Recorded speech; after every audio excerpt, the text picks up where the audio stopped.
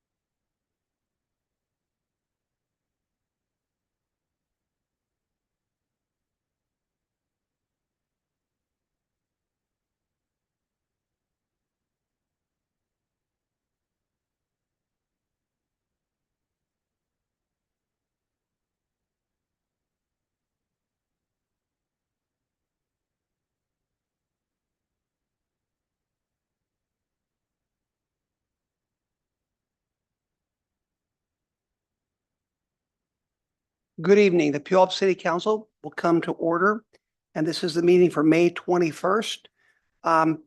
Chief Clerk, can you please call a roll? Councilmember Dorr, Excused. Councilmember Whitting, Present. Councilmember Gilliam, Present. Councilmember Adler, Present. Councilmember Johnson, Present. Deputy Mayor King, Present. Mayor Castema. Present. Now, could we please stand for the Pledge of Allegiance?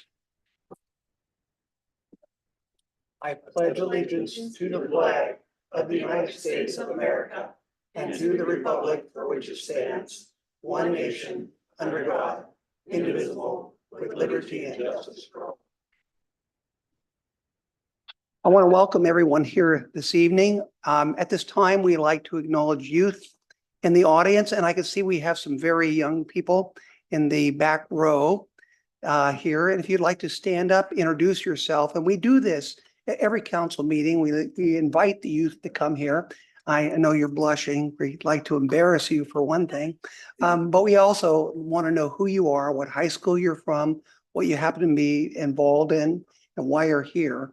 And we do that. We want you to feel welcome because you are the future of the city. You are our future leaders. I see you shaking your head. I like that a lot. And I hope to see you up on the dais one of these days. So with that, could you please stand up, you first, young man, and then we'll go down the line. I'm a student at Puyallup High School and Pierce College. I have the associates in arts degree I just got, and I plan on pursuing to UW Tacoma for psychology, and then going for a bachelor's and a master's. And then Excellent. I think you'll make an excellent council member. Next, go ahead, young lady. I'm student at high school and I'm here for it. Okay, thank you for being here, young man. my name is Jackson Skillborn, and I'm here just for a Okay, thank you. I'm Josh Devasa, and I'm a senior at Puyallup High School, and I'm pursuing a degree in, I would say, nursing, and then hopefully in the future, lawyer or prosecution. Okay, excellent. Again, thank you for being here. It's great to hear your aspirations that you have, and it's great to have people who just want to be at the Puyallup City Council meeting. Anyway, with that, we're going to move on. At this time, I would request of my colleagues and the people in the audience that we have a very brief moment of silence. You may have heard that Catherine Ushka, a Tacoma City Council member, passed away last week after a 2-year battle with cancer. Many of us knew Catherine and go back knowing her for years. There will actually be a community celebration this Thursday at the Eastside Community Center in Tacoma. And on behalf of the council, we will be sending a bouquet of flowers, a wreath of flowers for that ceremony. But at this moment, if you don't mind, we should take a moment of silence. And we all bow our heads, please.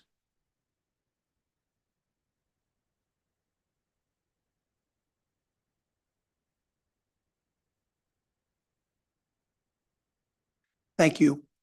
I actually can say a few words about Catherine. I've known her for many numbers of years. In fact, I think I gave her her very first job. She was a campaign manager when I was back in the state Senate for my very first position. And so we spent quite a bit of time together, and it's been fascinating to see her grow in her own political career that she's had, being on school board and then going to Tacoma City Council.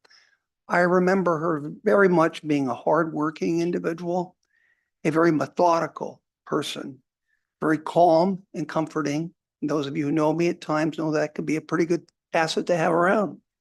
I think she represented her community very well. In fact, they named a park in her honor.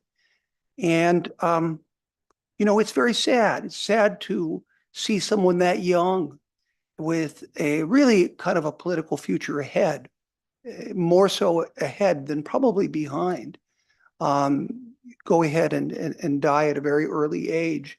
So it's really with even greater sorrow that we feel this, and just God bless her soul. And if another member here would like to speak, feel free to do so. I see Councilmember Adler. Yes.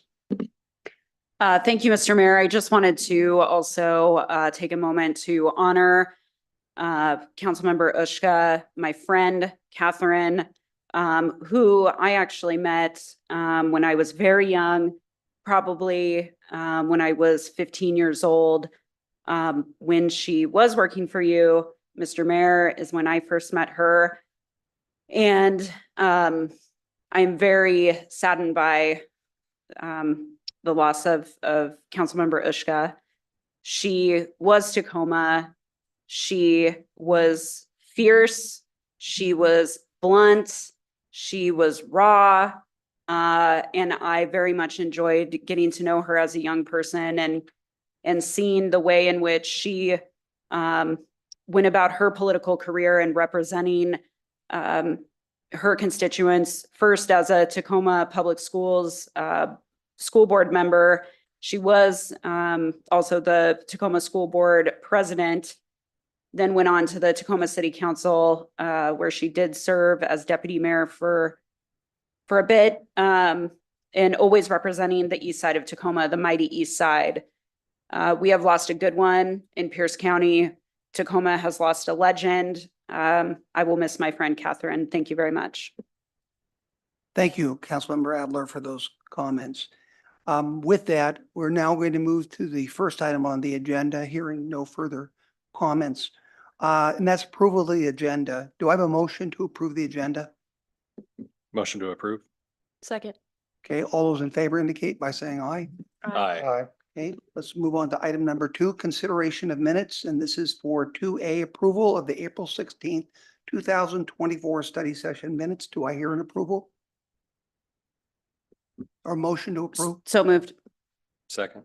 Okay, all those in favor indicate by saying aye. Aye. Opposed? Okay, we're now going to move on to my favorite time, and that's citizen comments.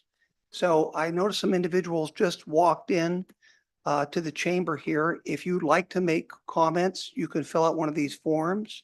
Or if you'd like to just come up on your own after everyone else has commented, you're more than welcome to do that. But in this way, I go ahead and read your name and I'll go ahead and say what, district you're from, et cetera. But with that, Andy Anderson, if you could come forward. Andy is a resident historian. It's good to see you, Andy. Thank you, Mr. Mayor, members of the council. Memorial Day weekend is fast approaching.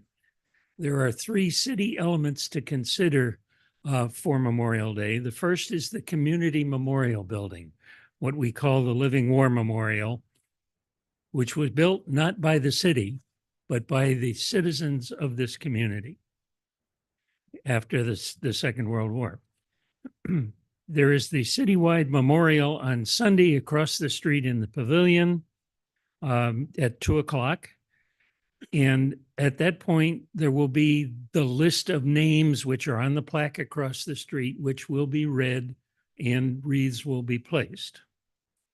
Thirdly, in Woodbine Cemetery, starting on Thursday, a scout troop and the American Legion Post will put flags on the graves of all of the known veterans. There are more than 1,100 of them there. And then there's a side list of a handful that I know of that aren't properly marked.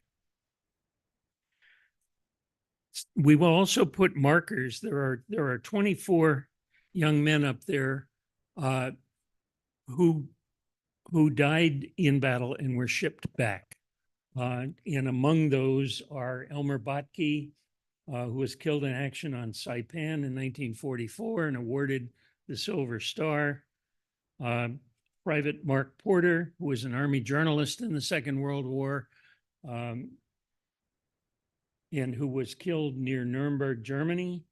And in the Korean War, Private James Beals was killed at the Chosin Reservoir. And these people all were shipped home at their parents' request and buried here locally. And we honor those specially with these markers, telling what we know about them.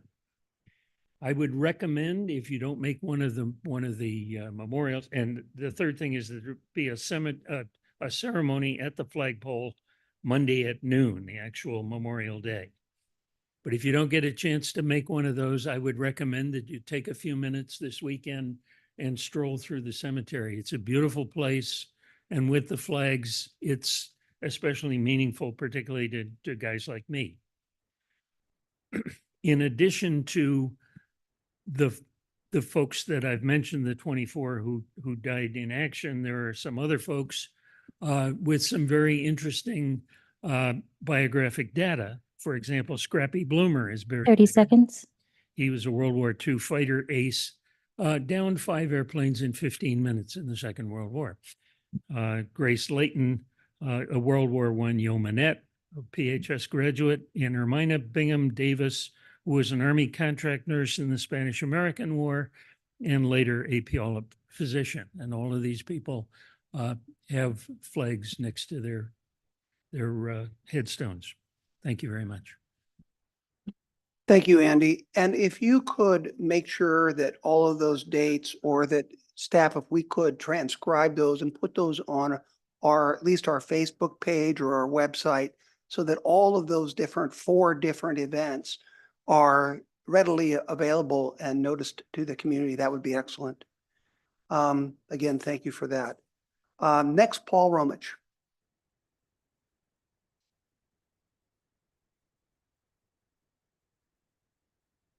Thank you, Mayor Costma. My name is Paul Romich. I live in District 1. Hope everyone's been enjoying Bike Month. The weather today is quite beautiful. But as they say, Puyallup's always in season. And, that's part of the great part about biking is it brings things closer. So, like, for instance, if you're trying to take advantage of the farmer's market, you might find parking hard to come by if you don't live downtown. Bike parking is ample and right there. So would recommend checking that out. Bike basket can go a long way, especially once the berries start coming in. And I do have a quick win for the city. I think that they can the city can kind of capitalize on is when providing instructions, parking instructions. It's very for outside visitors, for instance, and setting up a meeting in that way, it's very common to provide parking instructions like, oh yeah, there's a parking garage at City Hall, or you can find the visitors lot at this part of the building if someone were going to like the Public Works building or something. Bike parking, that'd be great. Just, hey, we have a bike rack out front of City Hall. We have a bike rack in the parking garage. Let people know where the bike parking can be found, or where they can just, chain up a bike, or if they can even bring it inside if there is no bike parking available. So there's simple win, cultural win, very easy, just add something on. Same thing goes with transit. If there's, transit stop within half a mile, it'd be good to include that, for any potential, maybe job applicants or whatnot. I don't know where the city does its hiring and interviews, but it'd just be good information to give to people, not just car parking, but all modes of transportation. And so that's one note there that I think would be an easy win. And then finally, I have about a minute left. Comprehensive plan, very excited for the update as always. Kind of tying into last session where we talked about kind of the latecomers agreement stuff with the sewer and enabling development, right? If you recall way back when we had that kind of node design, we had the 3 options: no action, corridor option, and then the nodes. That node design would 30 work seconds. really well with that latecomers agreement, right? Because we can have the node up in West Hills, we can have a node where we want to develop and see more of that kind of mixed use development that we want to encourage to increase the efficacy of all modes of transportation there. So just something to consider, and especially as we kind of move in more into the housing element here. Thank you. Thank you, Paul. Always appreciate your comments. I pulled my tandem from my garage ceiling and I'm now redoing it in your honor, just so you know. With that, I'd like to ask any additional individuals to come forward. If you'd like to write a comment, just tell us your name and what district you're from, or if you don't know that, your address, that would be great. Okay, seeing none, we're now going to move on to the consent agenda. Now, a consent agenda is where we have items that we will make one vote on, and we will pass all of those at one time. But I would like to ask at this point, is there any item on here that a council member would like to remove for discussion? Okay, seeing none, do I have a motion to approve the consent agenda? Motion to approve? Okay, it's been moved and seconded. All those in favor indicate by saying aye. Aye. Okay, approved. Now we'll move on to number 4, considerations and requests. One of my favorite subjects, and that is 167, the extenuation of that. And I was very, very young, let's put it that way, when that was a glimmer in someone's eye, and it still hasn't done. So it's the extension of 167 is again a perennial subject. And now we're going to deal with I believe the interchange agreement, correct? Or is it for the entire 167? We'll have Ken Davies come forward. Good evening, Mayor, Councilman, and Council. Ken Davies, Public Works Director. So it is agreement in front of you for stage 2A, which is going from Meridian to the rec center. Okay. So that section of it. So tonight, WashDOT is going to give a presentation on that. I'd like to acknowledge the teamwork that went into this agreement. So city staff, including Parks, Development Services, Public Works, and Engineering, all worked on this agreement, and along with WashDOT staff. So my appreciation to everyone that worked on it. With that, I was going to turn it over to Ken? Yep. Ken, is your microphone on? Sorry.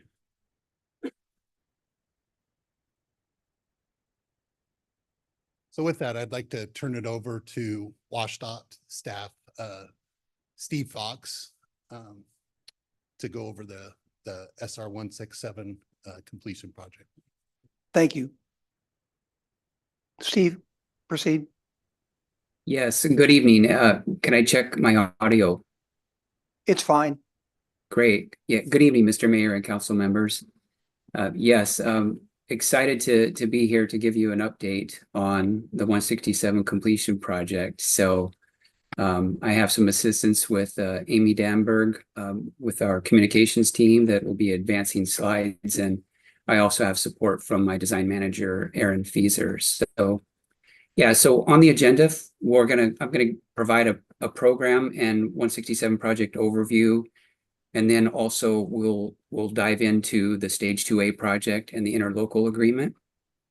I will give an update on the stage 2B project, and then we'll talk a little bit about community outreach that we have planned, and then get into some question and answer. So next slide, please.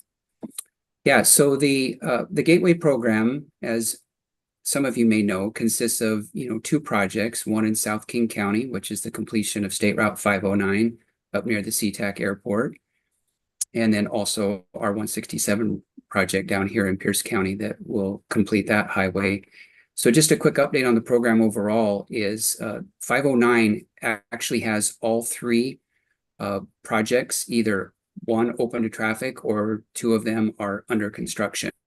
And so making good progress there. And for our 167 project, we have 1 project that is open to traffic, 1 under construction, and stage 2A, which we're going to be talking a lot about tonight, in the procurement process. And then stage 2B will be the final project that will complete Highway 167.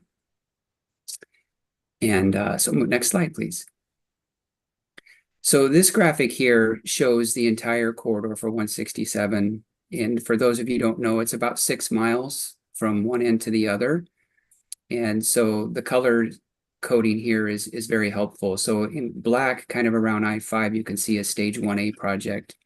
And that project is complete. That built the new local Wapato Way Bridge over I-5, the new roundabout on Highway 99, and the new interurban trailhead parking lot on 20th Street. Stage 1B is shown in blue, and that is under construction. It's about halfway through the project, and that is building the connection between I-5 and State Route 509 with a new interchange at I-5.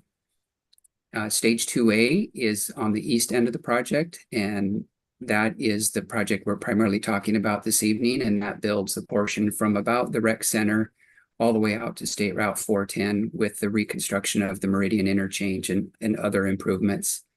And then the last project, Stage 2B, is shown in green there in the middle, and that will complete the connection between I-5 and Puyallup and complete the highway. And the schedules are shown there on this graphic. And so we will be completing all of the projects and have it open to traffic in year 2029 with Stage 1B being open to traffic in 2026 and Stage 2A being open to traffic in 2027. So let's move on to the next slide. So looking at the Stage 2A project, I need to move, there we go. I want to cover the scope elements for Stage 2A. And so kind of the focus is the reconstruction of the North Meridian interchange with 167. And I've got some graphics to share with you in a moment. We're also going to be widening Highway 167 to the east between Meridian and 410. We're also building the embankment area for the future highway to the west from about the rec center to Meridian. There will be a new bridge over Milwaukee in the median between Highway 167 southbound and northbound. And then we're also building a portion of the Puyallup Ops Trail from the Riverwalk Trail next on the south side of the river out to the Puyallup Rec Center. So next slide, please.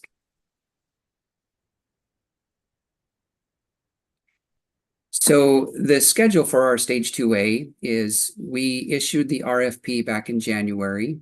And as of just today, I just finished up wrapping up the one-on-one meetings with the 3 proposing teams, and they will be submitting their proposals here at the end of June. We'll evaluate those in July, and then we will open bids and announce the apparent best value in August. And so that leads to construction beginning in spring 2025, with construction being complete in the summer and kind of summer-fall timeframe of 2027. The approximate value for the contract is around $200 million, and we also have the DBE goals and the training hours listed there on the slide. So the interlocal agreement that we have been working on with your staff, and I really appreciate Ken and his team and all the work that they have put into coordinating. We've had a lot of meetings, a lot of discussions, and it's been really a pleasure to work with them. And so the purpose of the interlocal agreement is to really just document basically the desires and decisions of the city of Puyallup for the various scope elements that are in and near the city. And so this makes it clear to our design builder, what the requirements are, what in these various locations, what is it that we expect of them. And so that's the purpose of the ILA, is just to document all of those discussions that we've been having for the last couple of years, and just formalizing that so that it's so the expectations are clear between WashDOT and Puyallup.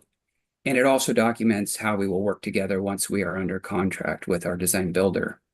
And these other elements here bulleted are the various locations that we have spent a bulk of the time talking about. And so we have a slide for each one of those. And so let's go ahead and go to the next slide, and we'll talk about the Upper Wapato Creek diversion.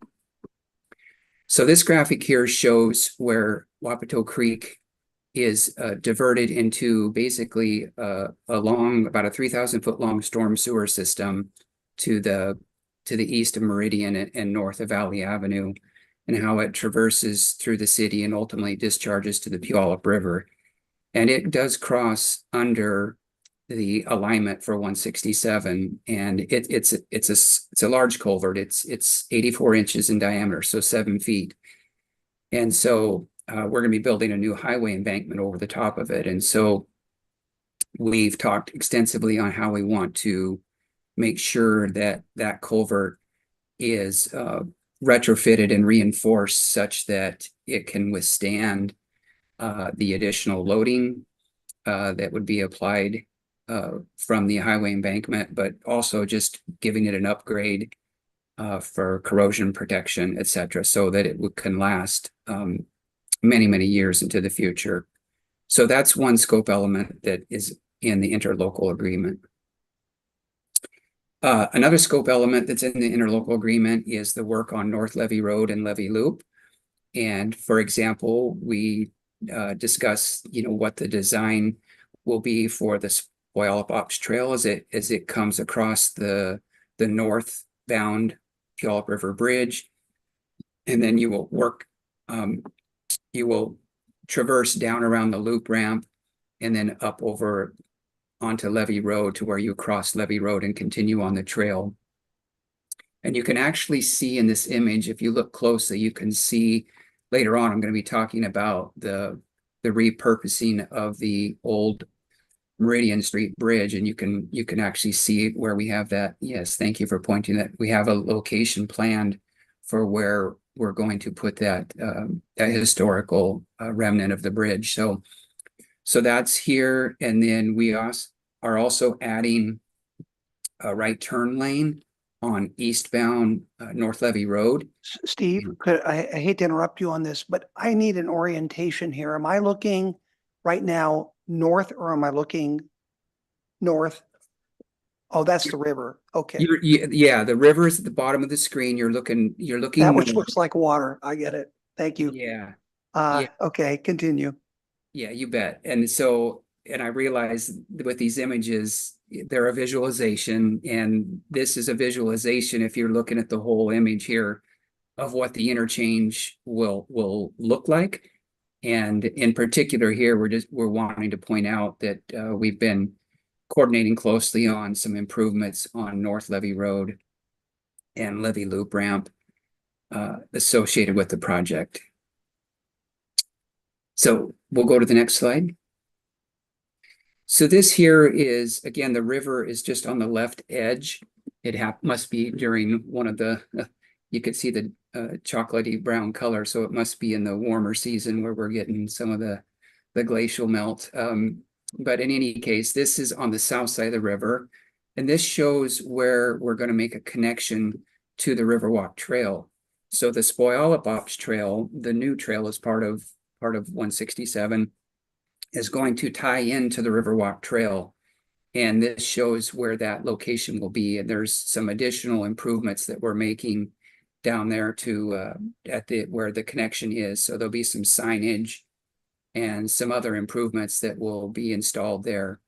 And you can see how the trail then comes up along 4th Street and then eventually crosses, and then you go over the northbound Puyallup River Bridge is the route that you will take in using the trail. So again, this is one area where we've coordinated closely with staff on those improvements and how we will make those connections. So next slide. So we have several improvements on North Meridian as well. So this image here, we're looking down, you can see where Fred Meyer is, and you can see the river. And so we have kind of 3 major improvements to talk about here. So on the northbound Puyallup River Bridge, we will be, again, like I just mentioned, that's where the trail will be located. But one of the things that we're doing for the trail is we will be removing the sidewalk on the bridge and placing a new barrier on the bridge to separate the 2 lanes of traffic going over the bridge and the users on the trail. And so that is one major piece of work for the project. And so it's currently just an 8-foot wide sidewalk. And with this additional, we're going to be narrowing up the lanes on the bridge and adding the barrier. The shared use path grows to approximately 10 feet in width. The other scope element here is that we're extending the right turn lane. So if you're going southbound, on Meridian, there's a right turn lane that begins just after the Fred Meyer entrance to River Road, and we're extending that right turn lane all the way up to the bridge. And so there's widening there along Fred Meyer to extend that right turn lane. And that is to, again, help with traffic movement on North Meridian. And then lastly, not shown on this graphic, is we have improvements also planned down at Stewart Avenue.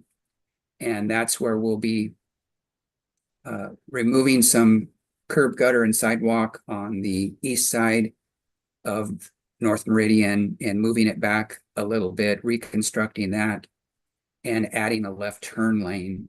Again, you're going southbound on Meridian, so a left turn lane to make a left turn at Stewart. So again, we're doing this for the purposes of improving traffic flow as a result of completing the interchange here. So, Deputy Mayor King, do you want to wait or do you want to ask a question now? Just a quick question regarding the expansion of the turn lane here coming over the bridge. I know that there were some discussions about another northbound bridge being built and another southbound bridge being built. Do we have any ETA or idea when that would be implemented? Or yeah, if it is? yeah. So neither one of those are within the scope of this project. So the improvements here would just be the widening here on North Meridian to extend that turn lane, but no additional bridges are planned as part of this project. Just off of the future expansion, do you have any idea when those bridges? I know that's another discussion, but do you have any idea? I do not. The southbound bridge is certainly older. And as I'm sure well aware, the northbound bridge is fairly new, only than the last, I think it was built in 2015. Yeah. So no further plans at this time to expand those. Gotcha. Thank you. Councilmember Johnson? Yeah, thank you, Mr. Mayor. I just want to tag on that, Deputy Mayor had mentioned. So does that right-hand turn lane, will that go all the way back to the bridge? So you'd have that whole corridor of free right-hand turn lane, so it won't clog up folks that are going straight or moving any other direction. Is that right? That's correct. That's to add all that additional storage. Okay.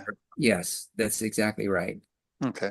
And then I'm just wondering, Deputy King, I'm thinking, I wonder if you were thinking about additional north and south bridges from the one that Pierce County is working on that's going to come down off of Canyon and cross over the river. Were you maybe thinking about that? Because that's a recent bridge I think they're talking about, or not?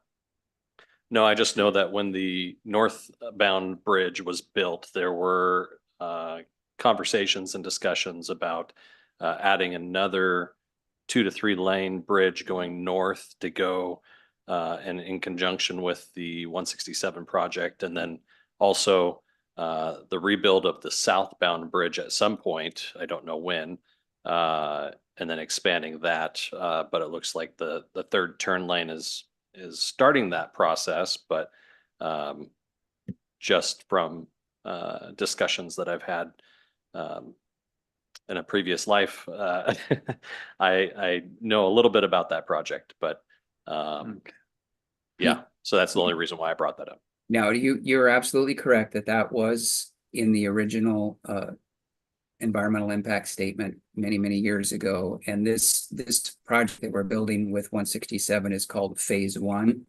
So we're not building the full scope that was in that environmental impact statement from back in 2006.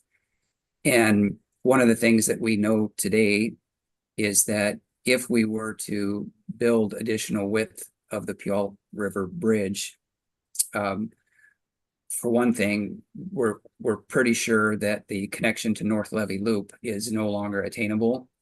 And so once you go that far, you now have another issue to resolve, and that is, what do we do with the traffic that currently accesses this location, this interchange, using the North Levee Loop ramp?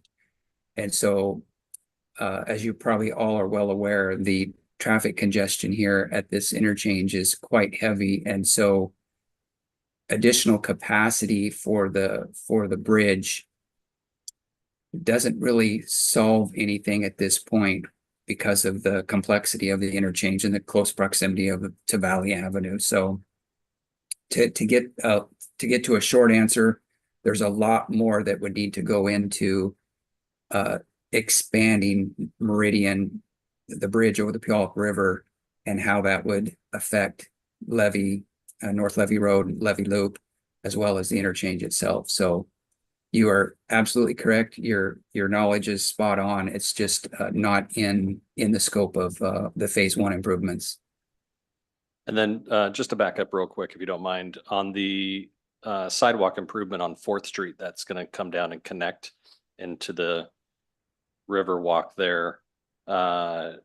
Is the rest of the sidewalk that is from the turnoff there at 4th going south to that vacant lot to the east of this picture here, south of the picture, south, but to the right of this picture?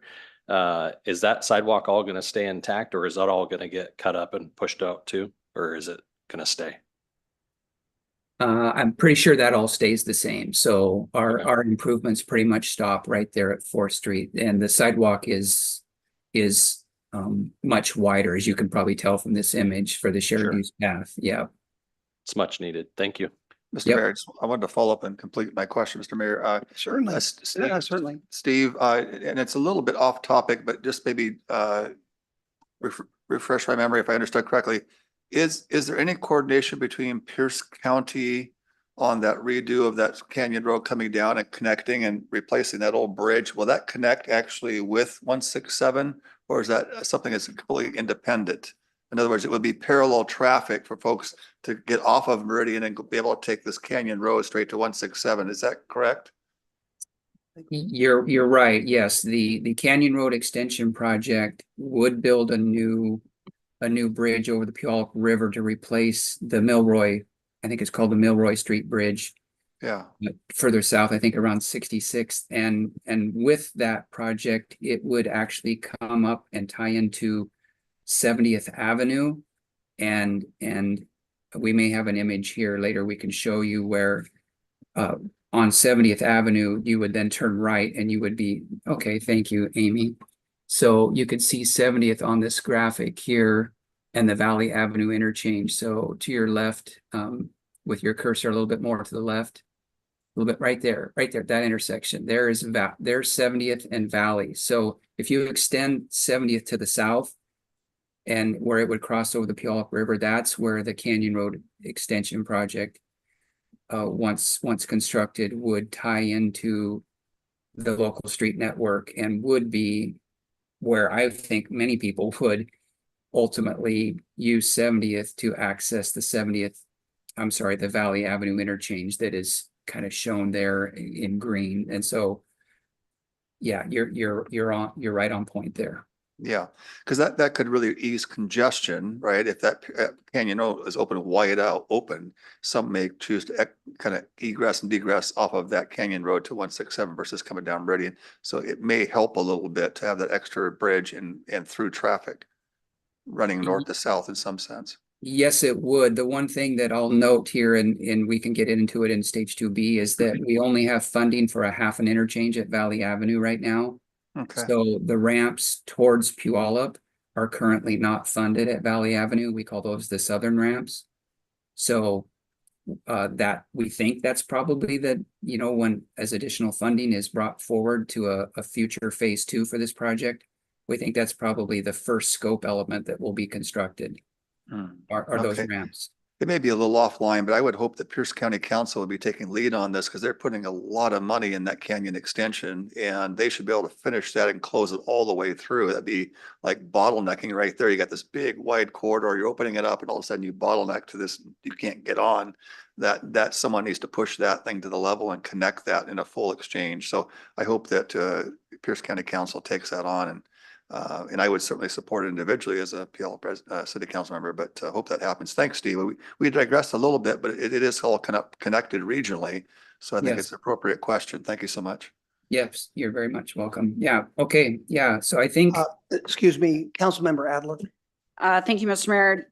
just want to be really brief. Steve, apologies for interrupting, but to put a cap on the bridge related to the Canyon Road Extension project, I was in a meeting probably almost 2 weeks ago where this project came up, and specifically the bridge. And things have happened within these last 2 weeks that I doubt that the county council has come to an agreement about specifically that bridge and its replacement. But there has been some talk of whether or not, when that extension happens, as has been the plan all along to replace that bridge, it actually happens, or Pierce County, some members of the council, is my understanding, are kicking around the can of perhaps pulling out replacement of that bridge from the project and going at it separately. So, you know, as a independent council member here in Puyallup, I would really hope that the bridge stays within the project scope for that Canyon Road project. But as my colleague here mentioned, that is out of our jurisdiction, but certainly is related to this project. Just wanted to share that. Thank you very much. Thank you, Councilmember Adler, for that insight. Very helpful. Continue, Steve. Okay, great. We'll move on to another scope element that is in the interlocal agreement, and that is the actual interchange here at North Meridian. And so this is an aerial image looking down from above of what a diverging diamond interchange, what we visualize it to look like. So this more or less matches our current conceptual design. And so the main scope elements of this obviously is building a new bridge for 167 that goes over the top of Meridian. And then, of course, the improvements down on Meridian include a complete makeover of that interchange, and meaning that it would be ultimately what a diverging diamond interchange is. For those of you who haven't driven one yet, is where traffic is moved over to the left side as you traverse through the interchange, which allows for what's called a two-phase signal instead of a three-phase signal. So left turns can turn freely onto the on-ramps without having to stop and wait for another traffic signal cycle. And so pedestrian movements actually traveled through the middle of the interchange in a barrier protected work zone, or not work zone, but a barrier protected median. And so anyhow, that's the big part of the interchange. You can see all the different traffic islands that will be needed, and we've worked closely with staff on what those will look like and the landscaping and such. And then additional scope work is, like we said, is building the embankment out to the west towards the rec center where the future highway will be. The one thing to note here is that at the end of stage 2A, this diverging diamond interchange will be operating in an interim configuration because we haven't built stage 2B. We haven't built the connection over to I-5 yet. And so I think it's going to be really important, and this is something that, you know, we've promised Puyallup staff is that we will be putting a lot of effort into community engagement before the opening of this interchange to make sure everyone, you know, has an understanding that, you know, things are going to be different, they're going to look different, and so forth, and just kind of help really get the word out there about you know, this new interchange, and recognizing that it's obviously not in full configuration until we build the rest of the project to the west. Steve, if I could just comment on that. For the newer members, understand that the diverging diamond interchange is actually, it's very odd.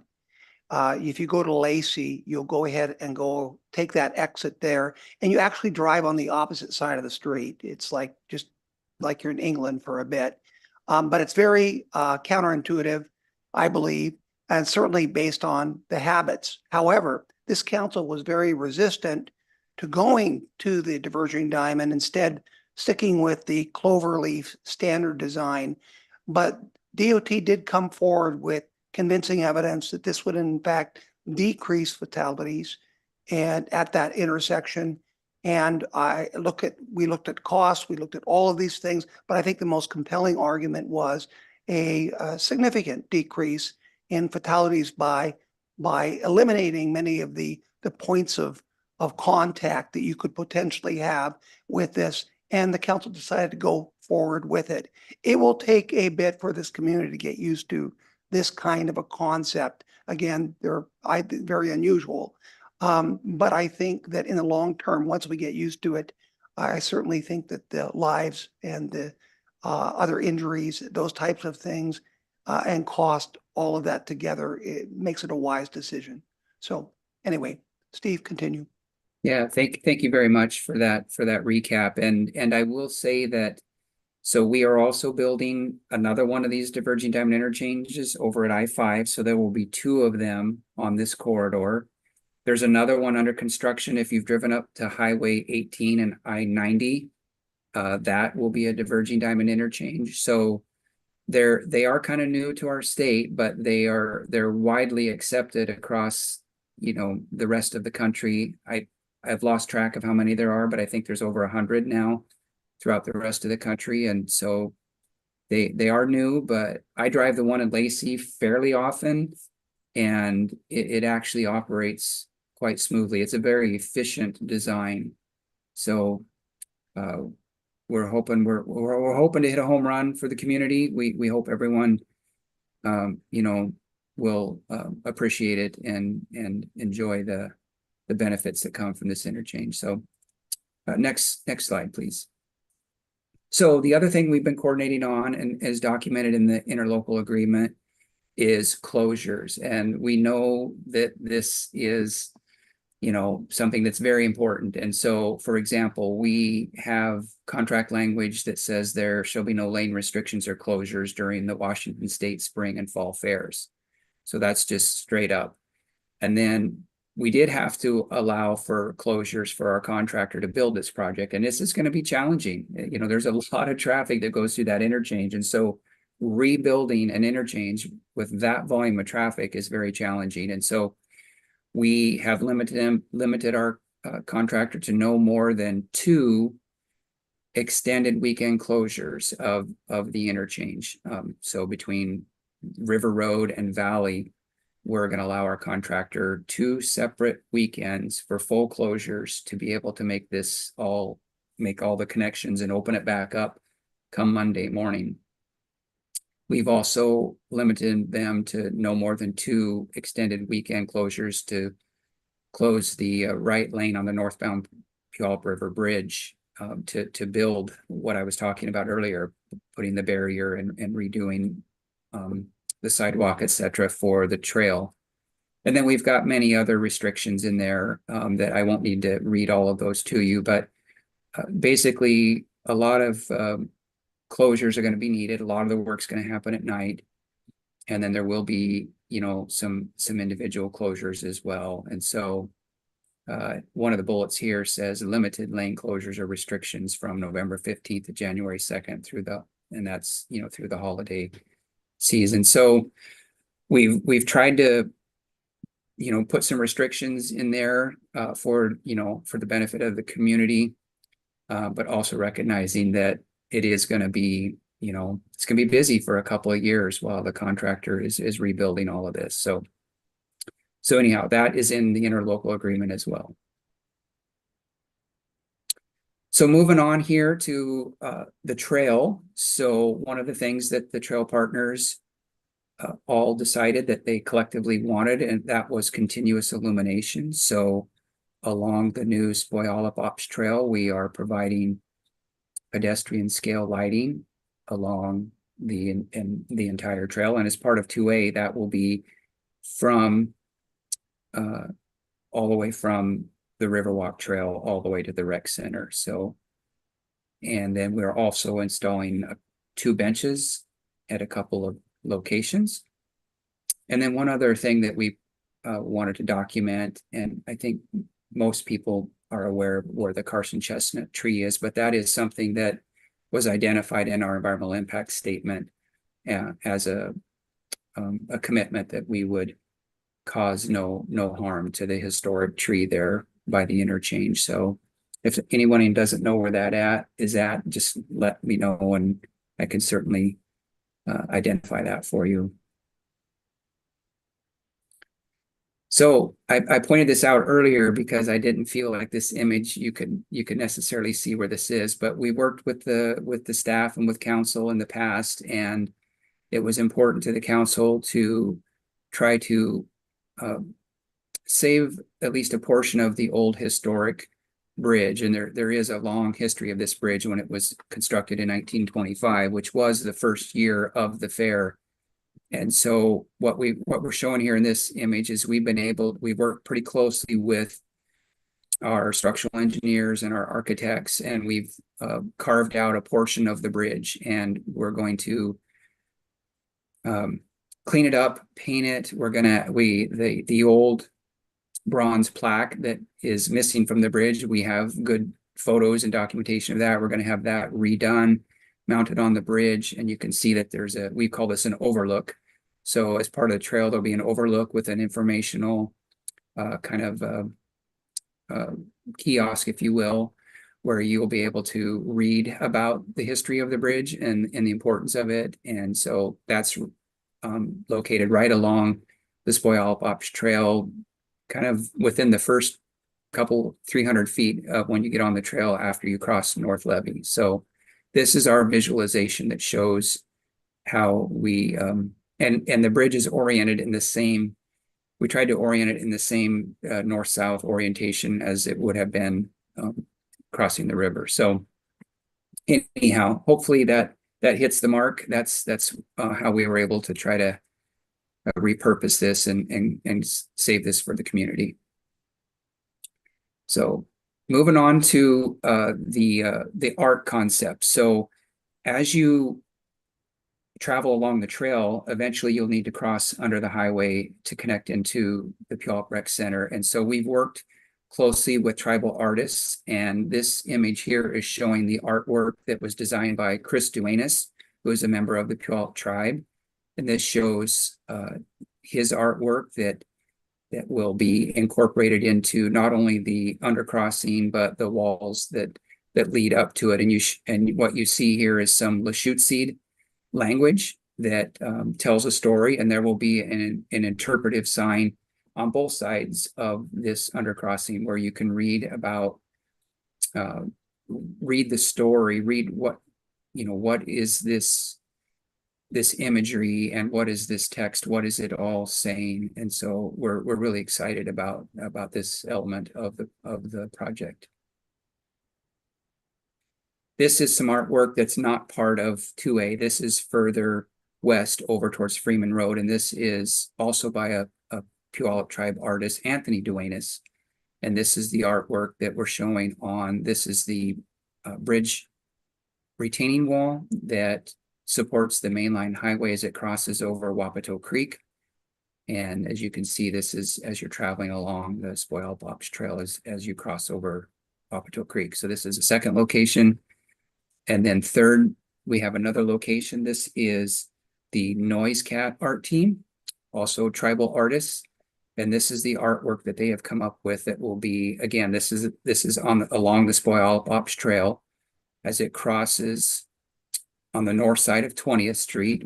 Just to the left of this visualization is the new trailhead parking at just off north of 20th Street. So this is the artwork that would be on that bridge abutment.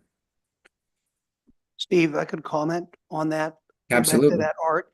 This is beautiful. I love it. And however, I can tell you that I was intimately involved with the whole Riverwalk development here in Puyallup. We paid artists to go ahead and to paint artwork on the bridge as you would go by on the trail. Every single one of those, I believe every single one of those pieces of art is gone. And it's been the reason why it was painted, graffiti.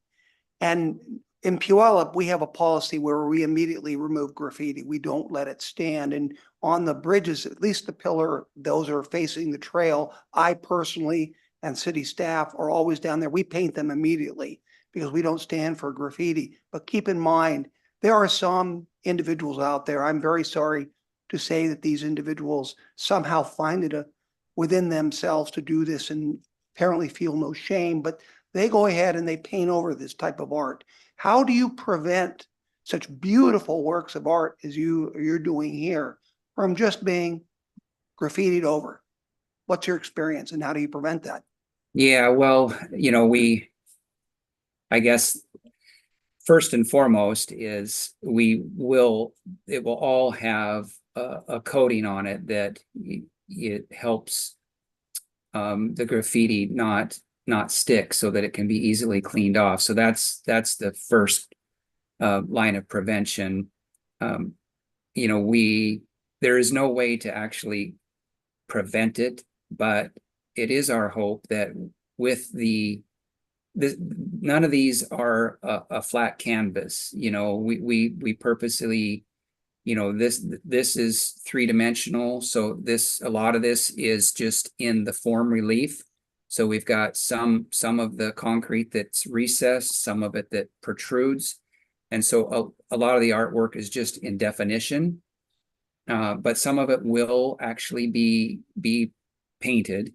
It's a special type of painting, as you can see here. But and I really the next part of it is just the community just not standing for it and us policing it, the best we can. But we hope that with the interpretive content that goes along with this, and the fact that we're honoring the Puyallup people and their history and their culture, that people will choose elsewhere if they're gonna do their graffiti. But this is not a flat canvas for that. So, but there's no real way to prevent, but we can certainly take immediate action and make sure that it's well coated with a anti-graffiti coating. Thank you, Steve. Councilmember Johnson. Thank you, Mayor. This would be a good time. I wanted to piggyback off of what Mayor, those are some of the concerns I had. Could you tell me, Steve, just on the allocation of what is being spent for this art portion of funds that's going to cost to put these murals and renditions together? Do we have an itemized approximation? I don't have an exact figure for you. Roundabout? Well, so More than a couple thousand. It's going to be, I'm sure, quite a bit. Oh yes. There's definitely, there's definitely money being spent on this, but this is in addition, this normally is just, a standard concrete finish. And so, the artwork itself did not cost us that much. So, what the artists were paid, the cost will certainly be in the development of the form liners and the various components that go with that. So I know that as a whole on our project, we're spending less than 1% of our budget on artwork and amenities. So but that's I 1% of how many millions? What's that total? We're talking several $100,000. $500,000? Yes, yes, it's definitely. Million? I mean, I'm just trying to get a handle. Again, if you're wanting just the artwork without the benches and the illumination and the signage and all that, I'd have to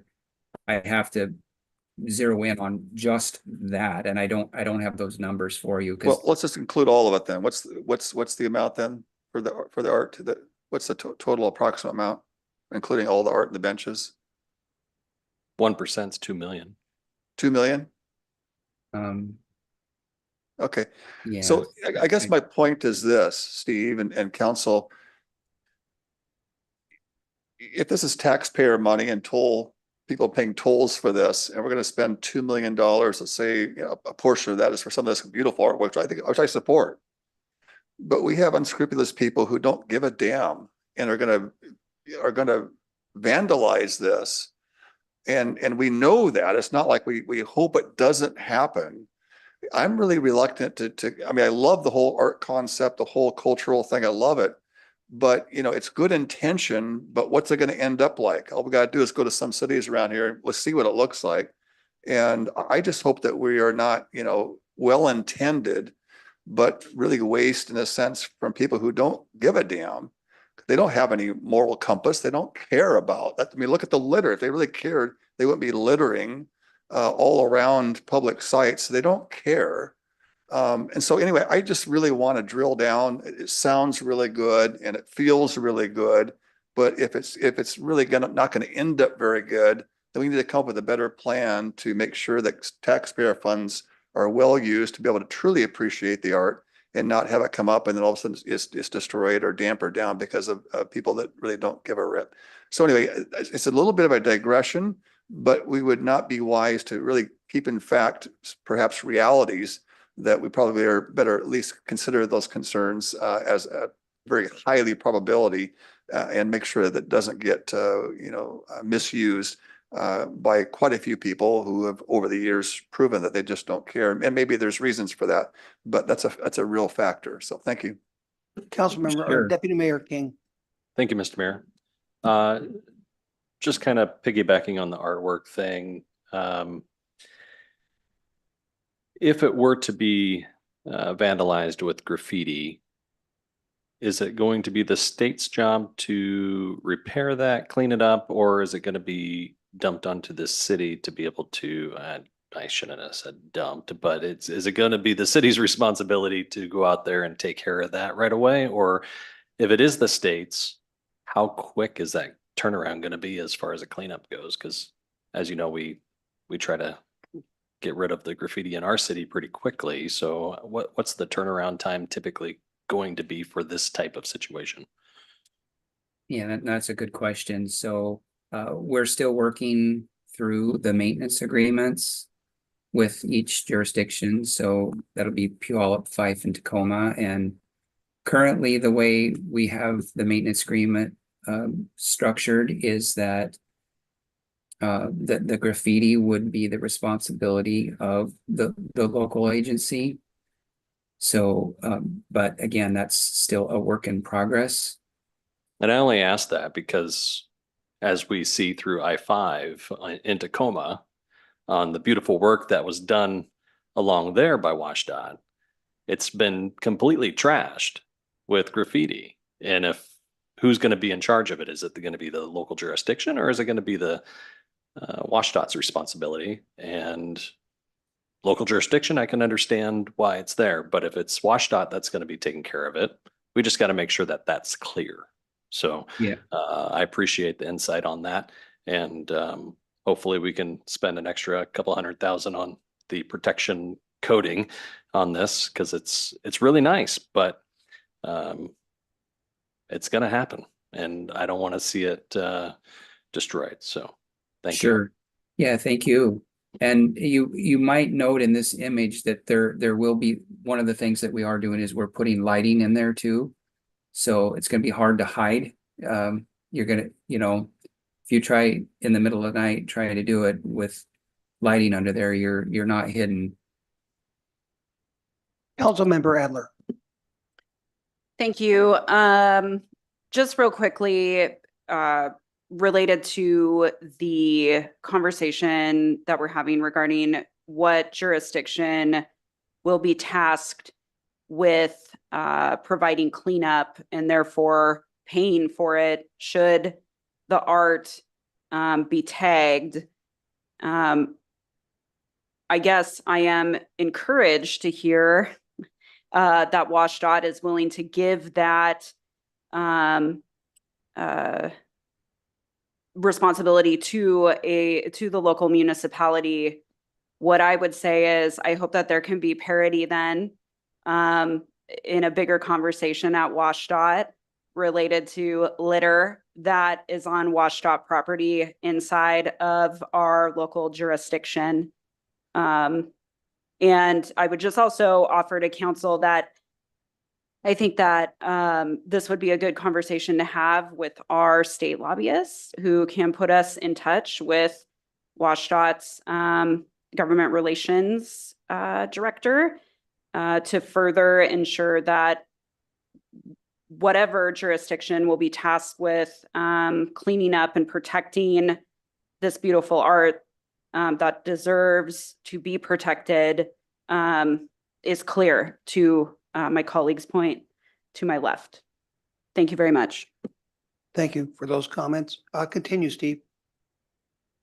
Okay, great. I think about ready to wrap it up. So the final project is our stage 2B project, which again is the portion shown in green here. And so the scope of that work is, without going into a lot of great detail, is finishing the job, right? Completing the interchange at I-5, making we have some improvements on I-5 with an auxiliary lane between the new interchange and 54th.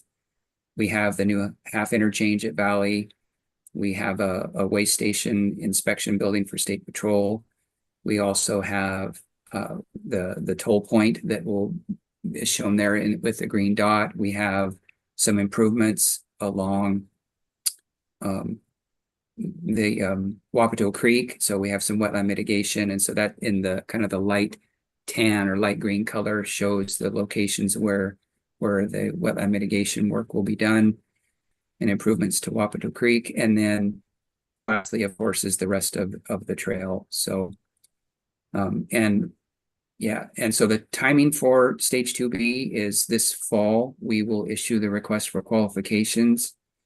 And then in January of 2025, we will issue the request for proposal to complete this project. And this project will be delivered using progressive design build, which is a little bit newer delivery method than we have used in the past. We have used this delivery method with some of our fish passage bundle projects. So anyhow, that's a little bit of a nuance to the delivery of the last project, our stage 2B. So next slide. And so finally, we just wanted to highlight that we have already planned out the summer's community events that we will be at. And we have an open house coming up here on June 4th in Fife. And then we will have a booth at Meeker Days. And then also at Sumner's Rhubarb Days, Edgewood's Community Picnic, and Milton Days. And then finally, the Fife Harvest Festival in October. So those are the events that we will have our booth and have information. And we really enjoy that opportunity to connect one-on-one with the community and be able to answer their questions. So with that, I think we're at the end. Councilmember Adler. Oh, that's okay. Councilmember Johnson. Yeah, thank you, Mr. Mayor. Steve, thanks for the presentation. Good update. Appreciate that. Two questions. One is a light question. One is more of an inquiry. What's going to happen to the remainder of the bridge? That we're going to be taking a piece of that. Who's taking care of that, and when will that happen, and where is it going? And just update on the remainder of the 90% of the bridge that still remains. Yeah. So the design builder that wins the 2A job, they're responsible for taking care of that. So however they choose to do that, they're well aware that they have to, salvage the portion that we've identified and then, they'll have to sandblast it and do all of the necessary improvements to get it ready for the heritage marker. And the rest of it, my assumption is that they will scrap that. It does have, as you're probably well aware, a lot of lead paint on it. So they've got to take some special precautions as they go to dismantle that. And then my assumption is they'll scrap that metal. Okay, thank you. And the second part is, and I may have asked this before, refresh my memory, maybe the public's memory. What body of elected officials voted to put 2 toll areas on this, when we already have publicly taxed dollars who are funding it, and yet on top of that, adding tolls? Was this an elected body that did so? And if so, who are they? And if not, it wasn't an elected body, who approved this toll fee? I can answer that, Steve. If you, the state legislature did. State legislature approves a transportation plan, and it specifically identifies roads that are tolled. And this road, I hate to say this, but it wouldn't have been built without tolls, period. That's just the absolute honest truth. And this was, I think, probably around 2015, I think is when they probably passed a transportation budget. And that budget included a certain amount that would have been from a gas tax. And then a portion thereof of this project for it to go through had to have been matched by tolls. It's just the way it worked. And so As frustrating as that is. in follow up to that, this is in perpetuity. It never ends, right? So it's not like the toll goes until the money is reimbursed of the budget allotment. I'm sure they find a way to keep it going for perpetuity. I believe that is the case. Am I correct, Steve? There's not bonds to pay off, and once there are bonds, the toll is retired. I think that goes into maintenance for this. And then also, I don't believe the tolls can technically go to any other project, but they can go to projects that facilitate the flow of traffic on this. I know that's a very squishy thing, but there is language to that effect. So yes, you're correct, Council Member Johnson, they never will go away. Deputy Mayor King. Well, I wasn't done yet, but go ahead. Yeah. I wanted to cut you off because I was going to have some fun with that, but I'll have self-control. Thanks for sparing me that, Mayor. Do you want to continue? Go ahead. Okay, Deputy Mayor King.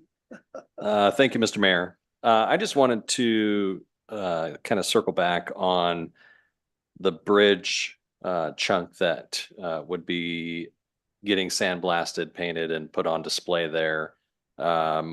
When that portion of the presentation was brought up, it kind of came to me as an idea that since this little area was going to be refurbished and kind of presented in the plaque and the whole thing, a couple meetings ago here at the council, we had a presentation of our entrance and city wayfinding signage that we had throughout our city.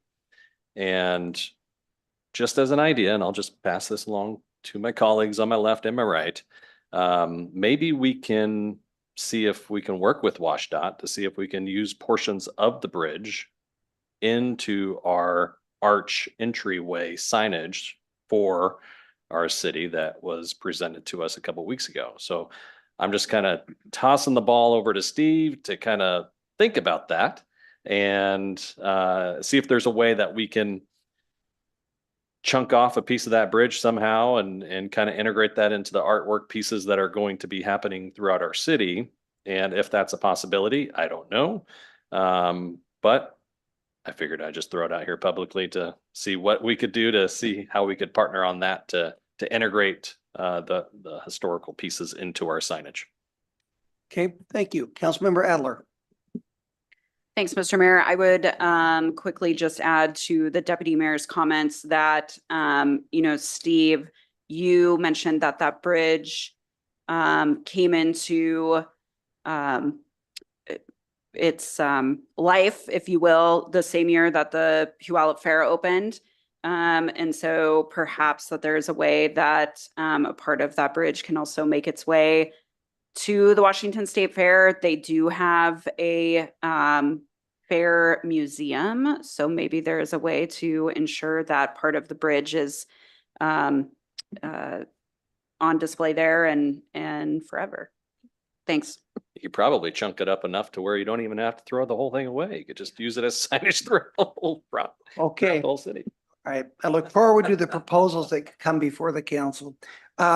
I want to bottom line it. Let's go back to the actual timeline. I think can you go back to that for me on the slide?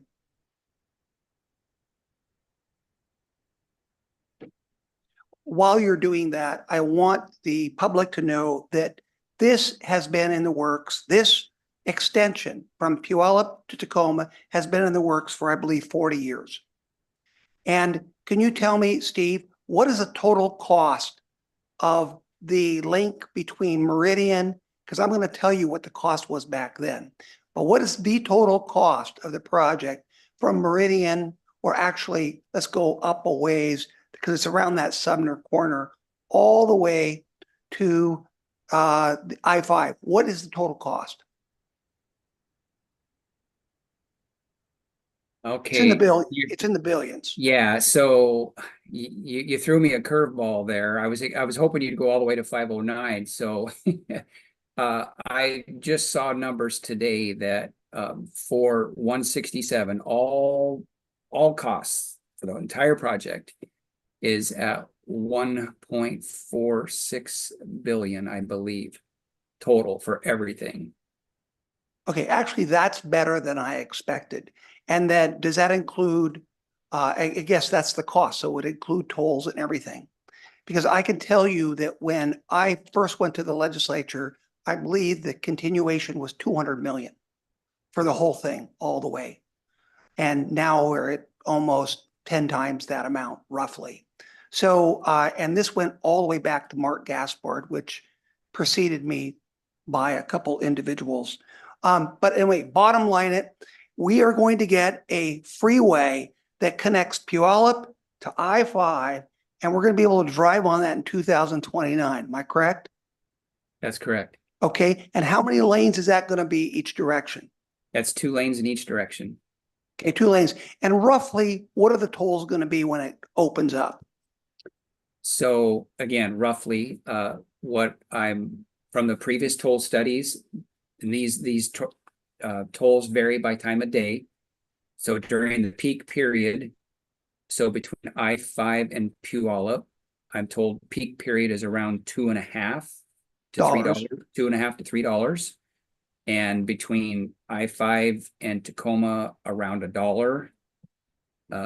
And so that's what we're just going through the rate setting process here over the next year or so with the Washington State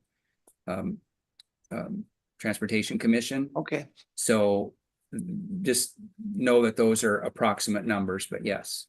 Now, I suggest that at your booth that you're going to have at Maker Days, you get a banner with letters that are probably 4 feet high that just says highway opens in 2029. Because there's many people in this community, including me, that thought they'd never see the day. I thought I'd be dead by the time this thing would be built.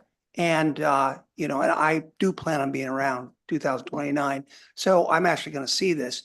And I think that you just need to have a banner there because I think people aren't going to believe you. You gotta state it out because I think it's pretty exciting. We're actually going to get this thing in 2029. Councilmember Adler.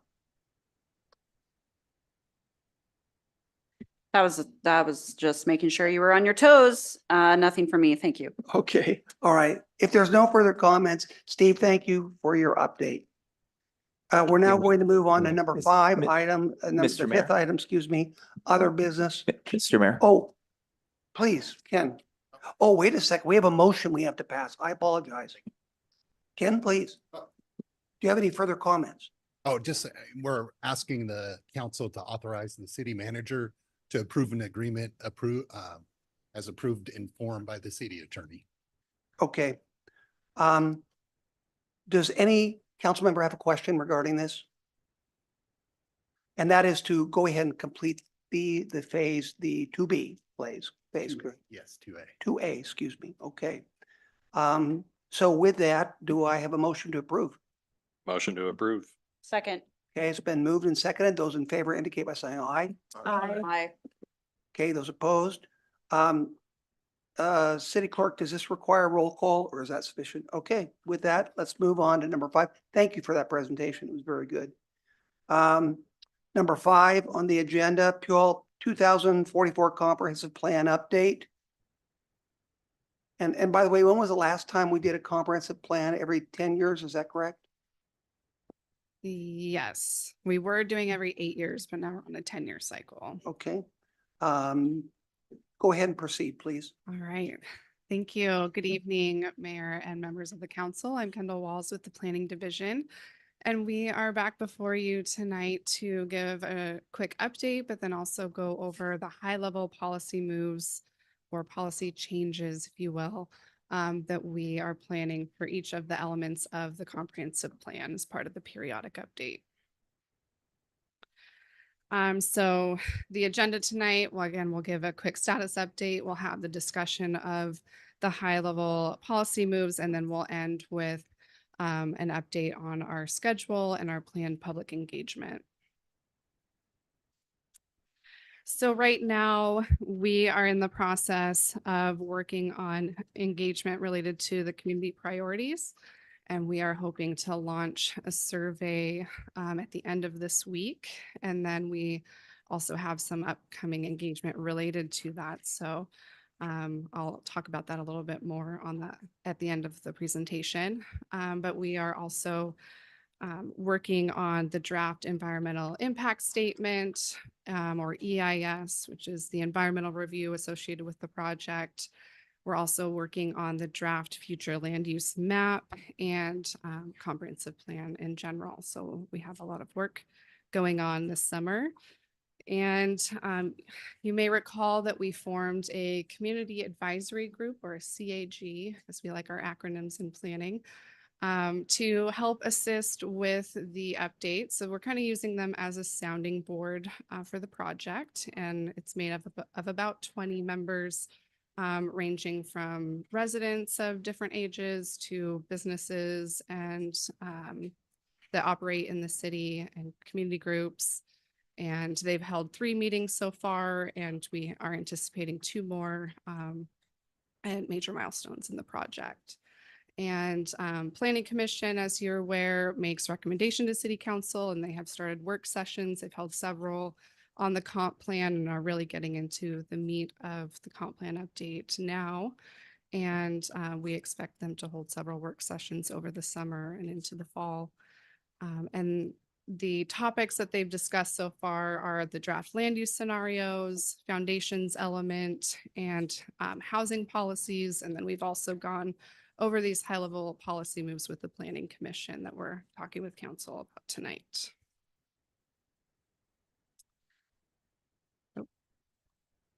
So before we dive in, so the high-level policy moves are, a lot of them are driven from changes in state law, so updates to the Growth Management Act and elsewhere.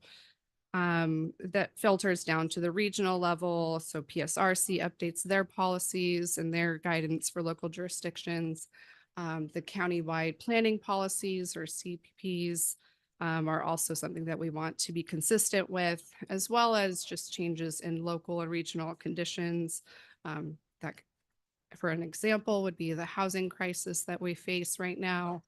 And then just shifting in priorities from our last comprehensive plan update. So making sure that we're capturing those changes. So for the land use element, the policy moves are a mix of reflecting the updated growth strategy for the city, as well as some of those state and regional requirements. So once we select the preferred alternative, we've presented those to council. Those were the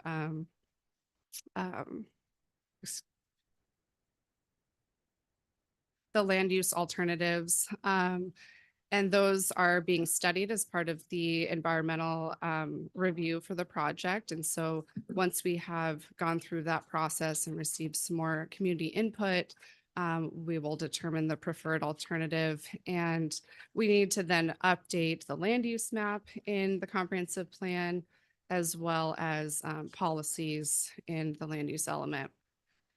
We also need to update the policies to accommodate our growth targets for 2044. So that's population, and then that also filters down to employment and housing. We need to focus on policies supporting environmental justice, improving health outcomes, and reducing health disparities for marginalized communities. Provide for a wider range of residential densities and increase our allowed densities for high density areas as well. These were things that we identified in the city's housing action plan that was adopted a few years ago. And then also with changes in state law, we have some requirements to follow as well. And then lastly, the updating for policy support to establish new neighborhood centers and commercial nodes while also focusing on our regional centers. So this is kind of looking at one of our alternatives that we're studying and seeing if we want to provide policy support for neighborhoods serving commercial in residential areas where there might be some commercial component to help support those neighborhoods. You have a question? Councilmember Gilliam. I'm very new to this, so there's some words in here that I don't understand the meaning behind. For example, what does environmental justice mean? And so environmental justice has to do with identifying those groups in our community that are vulnerable to environmental impacts. So that could, for example, be air pollution. So if they are in our low income category, if you will, and their housing is near the highway, there's impacts from air pollution being near the highway. So identifying those and making sure that we're providing opportunities for housing elsewhere, so it's safer for them. So just being better at taking care of people. Sounds good to me. Thanks. Let me follow up with that. So are you saying that, like in my neighborhood, we have 512 that goes across right through the neighborhood? In fact, 512 goes through neighborhoods. When I was a kid, those were all neighborhoods. So are you saying that we need to move all those people? No, I think it's more just making sure that it's not just concentrated in those areas. So it's dispersed throughout the city. We're not just concentrating apartments in one area along the highway, having opportunity for housing in other areas. So what about people who live there? How do you disperse what's already there? If they're experiencing what I call injustice, how do I make it just for the people who are living there? We Because provide more opportunities, like we look at our land use map and see how we can map other areas to allow for that type of housing in different areas of the So city. do we move the people then from these Not areas? necessarily. Because it's Sometimes all, we can't just move everything, but it's taking a look at that as a citywide and seeing where we are placing land uses in relation to those impacts. okay, you are aware that our highway went right through the center of our town. And maybe it wasn't the best example, but that is an example of what environmental justice looks like. Okay, continue. Yeah, if I may add a little clarification, in some metropolitan areas, they've got the freeways going through and the trains going through and all the other negative impacts and that can affect a community, and that's where they plan all of their low cost housing. And so it's not a matter of us moving people or changing the geography of our city as it stands now, but it's to avoid relegating low income populations to undesirable areas. So It's kind of like redlining in the past. I like where you're going. That's my neighborhood. That's downtown Puyallup. I mean, we have railroad tracks. We have got the freeways, all of that. So in doing so, I guess could that qualify as an exemption so that a lot of these densities would not be put in those particular areas, what you're saying? I mean, we'd have to take a closer look at it. I don't know that we've looked at it in that. That's fine. perspective. I appreciate that though. Okay, continue. Oh, Councilmember Adler. Thank you, Mr. Mayor. I just wanted to offer, as a part of my past life, was a stint at the Washington State Department of Natural Resources doing external affairs. Environmental justice, I tend to believe has many different meanings and interpretations. I think, and Kendall, you can hold me honest about this. I think in this case, it's very prescriptive from the state of Washington and what is required in the comp plan and its update. But also to your point, Mr. Mayor, I think at its core is really working to mitigate disproportionate negative environmental impacts, whether man-made or not, to, again, disproportionate areas that are generally consistently low income levels and neighborhoods rather, and people of color. And so a lot of times environmental justice is focused on, again, trying to mitigate that and ensure moving forward that there is better land use, in my opinion, and ensuring that folks that oftentimes do struggle with low income and our people of color have opportunities to live elsewhere and in cleaner, safer areas of cities. Thank you. Well, let me just comment, Councilmember Adler, on that. First of all, my neighborhood is about 56% free and reduced lunches, I believe. It's very low income. And to say that those individuals are not afforded the same as others because of the color of their skin is, I'm sorry, that's unacceptable policy. I will not make that kind of distinction on this council.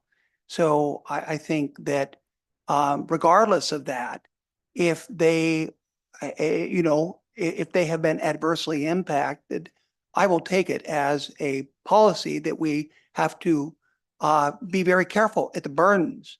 But having said that, if you're identifying policies that in fact cause that kind of disparity, House Bill 1110 that mandated splitting of lots, mandated basically turning single family neighborhoods into rentals in Washington state, exempted all HOAs. And by the way, HOAs, and I did plenty of research on this, they are not exempt from state laws. But the state legislature purposely exempted them in the statute because they know otherwise it would have applied to areas with HOAs.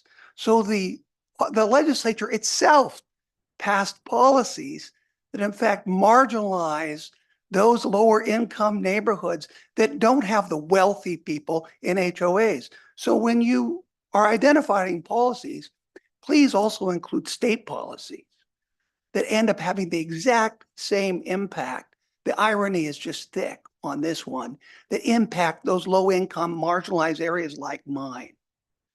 So with that statement, please feel free to continue. All right. So the housing element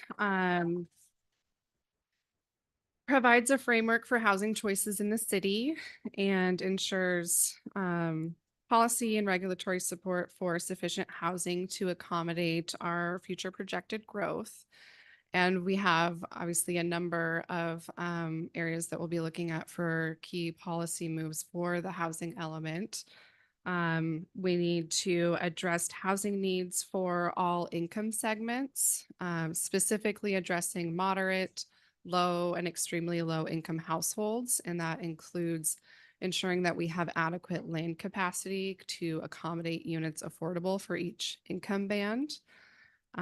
We also will need to strengthen policies that support development of government assisted housing and other housing to meet the needs of our lower income residents. And the third one here on this slide is to ensure adequate land capacity and supportive policies for housing for individuals experiencing homelessness. So that includes emergency housing, emergency shelters, permanent supportive housing, and transitional housing.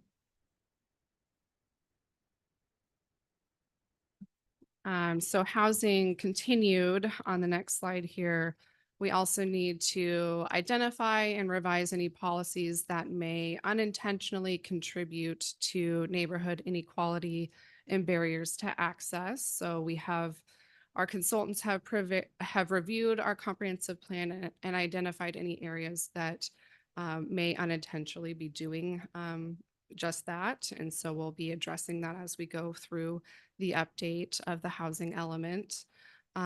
We need to add policies to prevent or mitigate residential displacement and exclusion in housing. An example of that that the council may more recently be familiar with was the MFTE program, the multifamily tax exemption that was brought before you, discussed displacement. While development incentives can create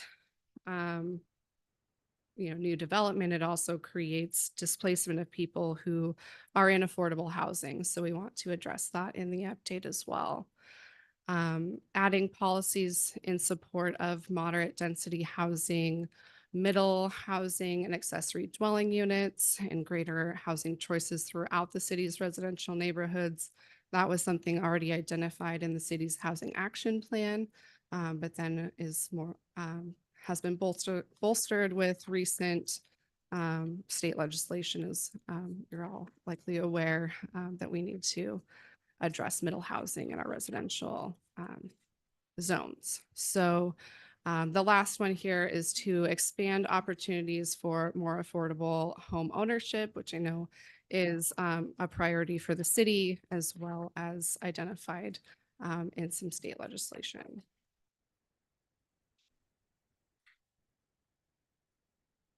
So the next element is the community character element. This is not required element of the comprehensive plan.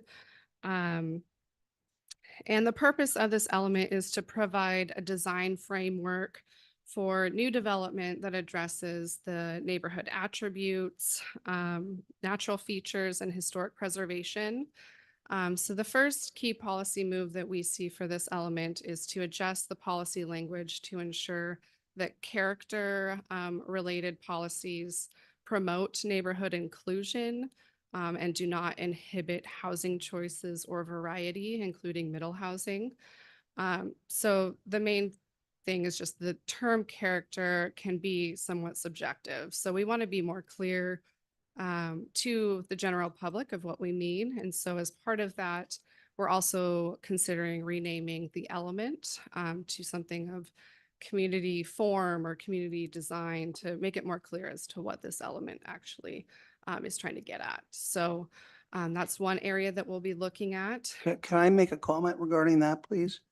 I remember this is referencing House Bill 1220, but if I remember correctly, didn't that bill actually ask you to eliminate those things that caused exclusion?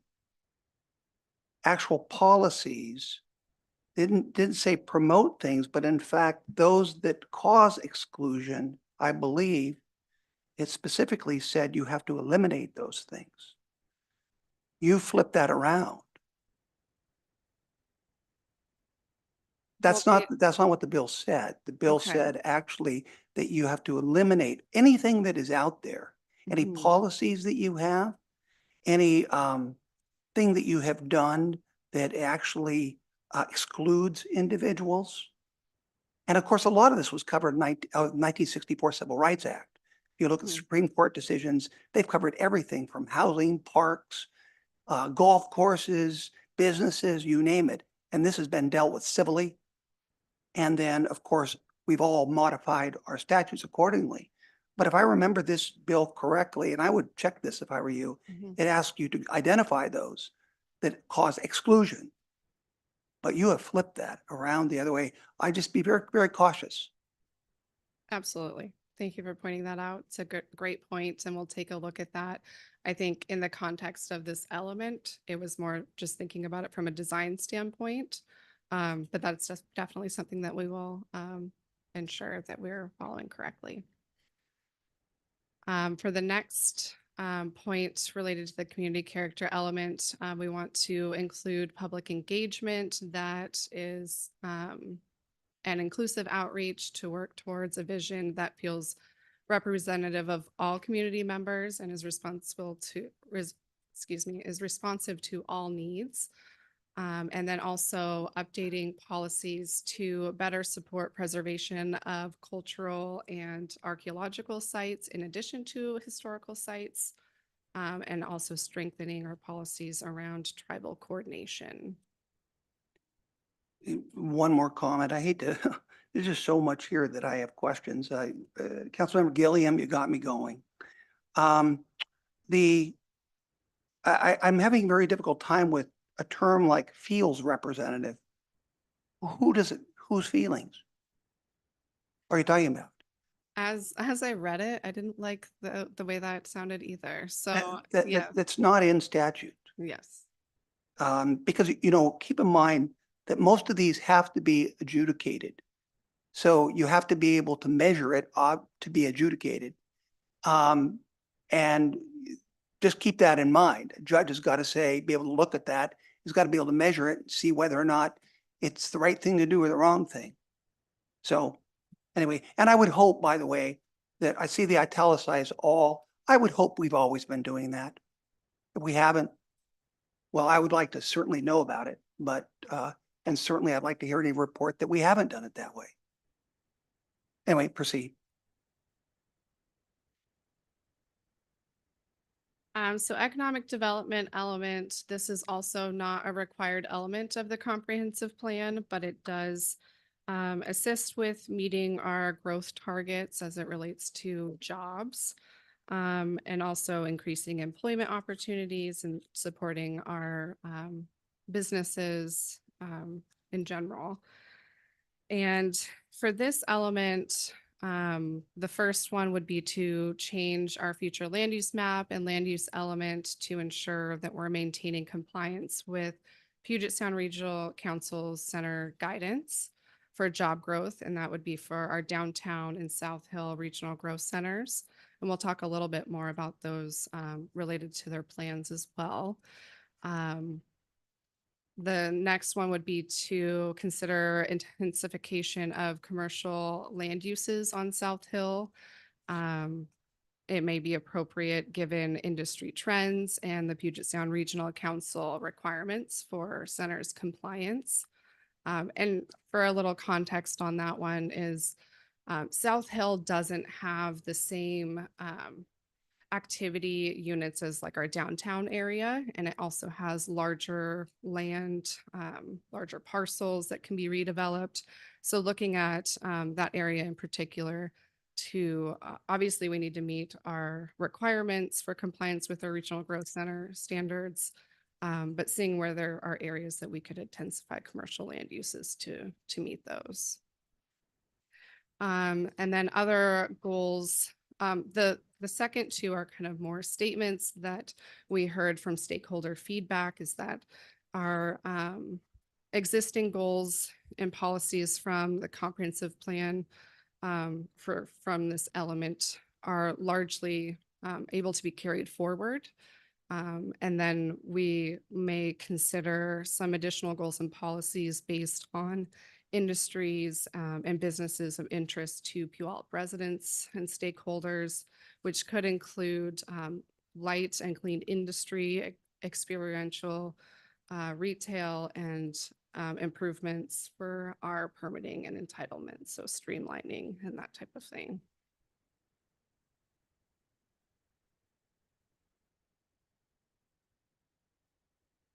For the transportation element, it's going to have a larger focus on multimodal planning methodologies. So considering the needs of all transportation users of the system, the element will also set the table for updating the city's concurrency and impact fee programs following the update. And the plan would also plan for a safe transportation system, which would include in the near term a safety action plan and consideration of Vision Zero policy. This can also help bolster our applications for grants by having a safety action plan, as well as just the general goal of eliminating fatalities and serious injuries in our transportation system.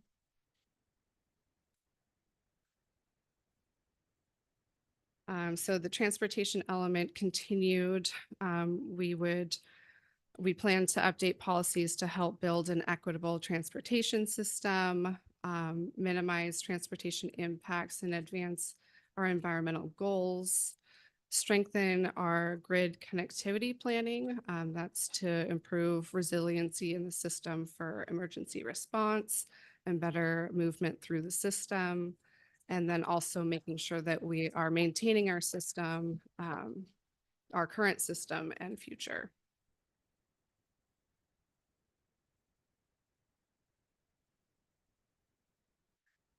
For the natural environment element, we will be updating our wetland and stream map to make sure that it has all the current information. And then the Growth Management Act also requires that we use best available science in our policies as well as regulations.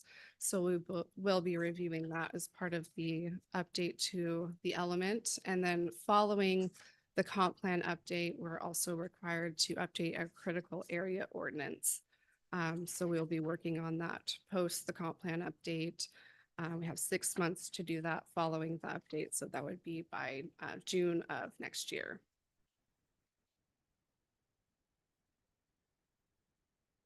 The capital facilities and utility elements, we're not planning major policy moves per se.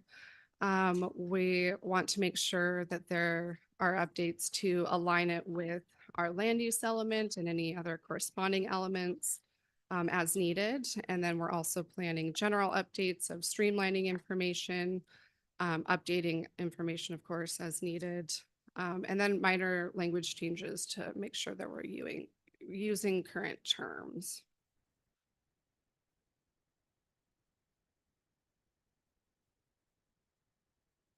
The parks, recreation, and open space element is one that the existing element in our comp plan was adopted in 2015. Our actual PROS plan was updated in 2020, but it was done separately from the comp plan at that time. So we're trying to kind of merge those back together at this point. We're not doing major updates because that plan has been certified and is still active. It will need to be updated, I believe, in 2 years. So our plan of attack with this one is to meet the changes that are needed for the update. And some other areas that we'll be looking at are considering changing level of service. Currently, it's a population count based, and we would be going to a goal of providing parks for every resident that has a 10-minute walk from a park. So this is something that's done nationwide. It's kind of best practice at this point. So we would be looking to kind of go in that direction. So that's something that we will either be considering implementing as part of this update or setting some policy for the future work that's going into the plan in the next couple of years. We'll also be focusing on supporting adding policies supporting environmental justice, improving health outcomes, and reducing health disparities for marginalized communities, and including more public engagement and inclusive outreach to work towards providing options for programming and facilities for our specialized needs in the community. Pardon me, Councilmember Johnson. Thank you, Mayor. You know, it's interesting as you're going through and you're sharing some of the things that the state is kind of mandating versus some of the things the city is kind of, you know, looking to improve.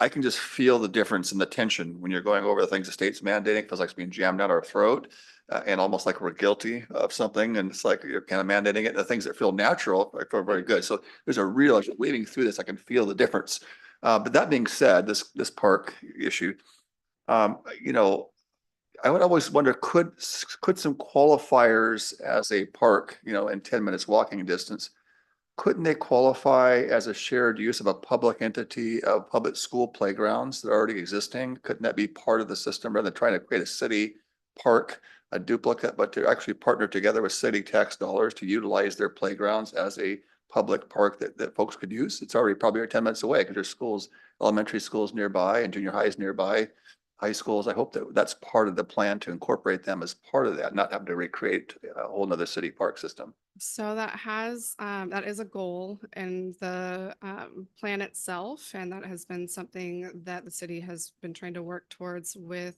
the school district. However, I think they haven't had great experience elsewhere, so there hasn't been a lot of support in moving forward, but that is something that we're trying to work towards and definitely would be something that would consider as part of. Well, they're the both paid by public process. dollars, right? So it would make sense that the public should support working in providing that community service, right? All tax dollars paid for that school, tax dollars paid for the public parks by the city municipality, so they should be coordinating together, even though they're separate entities. There should be some positive public peer pressure to make sure we coordinate that together, because again, it would make sense, common sense on that. So thank you. Councilmember Johnson, I appreciate your comment. In fact, my neighborhood used to use Stewart Elementary School. That was a place we played hoop, we played soccer, we played baseball. It was the neighborhood playground we used to go to. However, we did receive 10 years ago, the New Hope Center came in, and there was so many homeless individuals going by Stewart Elementary and needles on the playground and all kinds of other paraphernalia that they locked it up, put a 6-foot high fence. Now the entire neighborhood is banned. They can't use it anytime at all. I miss it tremendously because that's where I went to grade school. That's where my kids went to grade school. But there are limitations out there by neighborhoods such as mine. And you'll notice a number of the other Valley grade schools, not unlike other grade schools in other areas of the city, where we are not allowed to use any of the facilities at all for the safety of the children, and they have enhanced security systems now. So yeah, I think it's a noble thing to do. And I would certainly like to aim for that, but keep in mind, there are limitations.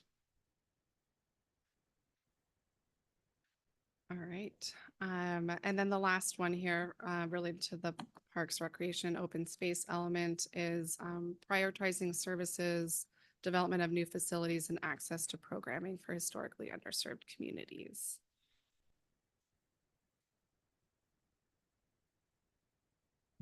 So this next slide is related to our downtown and South Hill neighborhood plans. Again, these are our two regional growth centers. And Puget Sound Regional Council did revise the requirements for regional growth centers in recent years. So we are planning to make updates to make sure that we're compliant with those changes.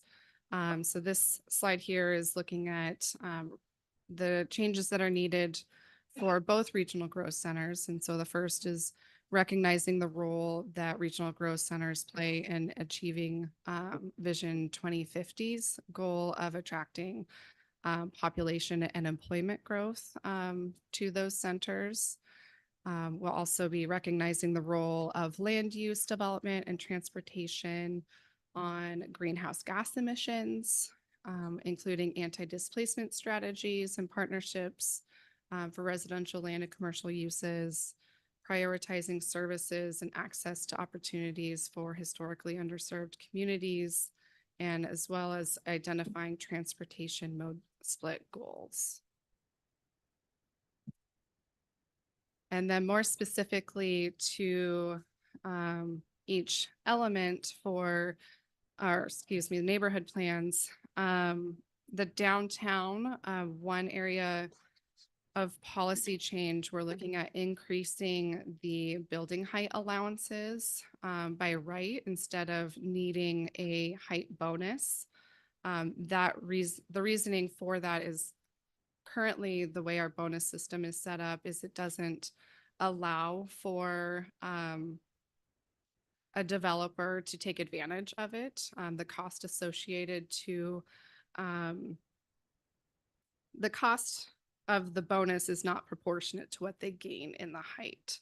So looking at ways to improve our allowances that way. We also want to add policies that address, if needed or where needed, for pedestrian-oriented development along our Meridian corridor and major east-west pedestrian connections. There is some in there, but we might need to just do some fine tuning. And then also adding policies that guide development types at the boundary between downtown and our fairgrounds. So the Downtown Regional Growth Center abuts the fairgrounds. And so kind of thinking about what type of development we want to see in that area specifically and that interface with the fairgrounds. And then specific to South Hill, looking at adding policies to facilitate a gradual transition to a more mixed use district. So looking at potential enabling interim development that doesn't preclude achieving the vision of the district. So how does it transition over time to the walkable mixed use district that is desired by the plan? So some examples of that are just connectivity, as well as how bigger box stores are kind of, for example, the Top Foods building that was divided into multiple tenant spaces to redevelop into more commercial uses. And then the last is to allow standalone residential development in areas that are identified as lower priority retail frontages or mixed uses. So not requiring that it be a mixed use development, but could be standalone residential. That's been something that we have heard from developers and something that we'll be exploring.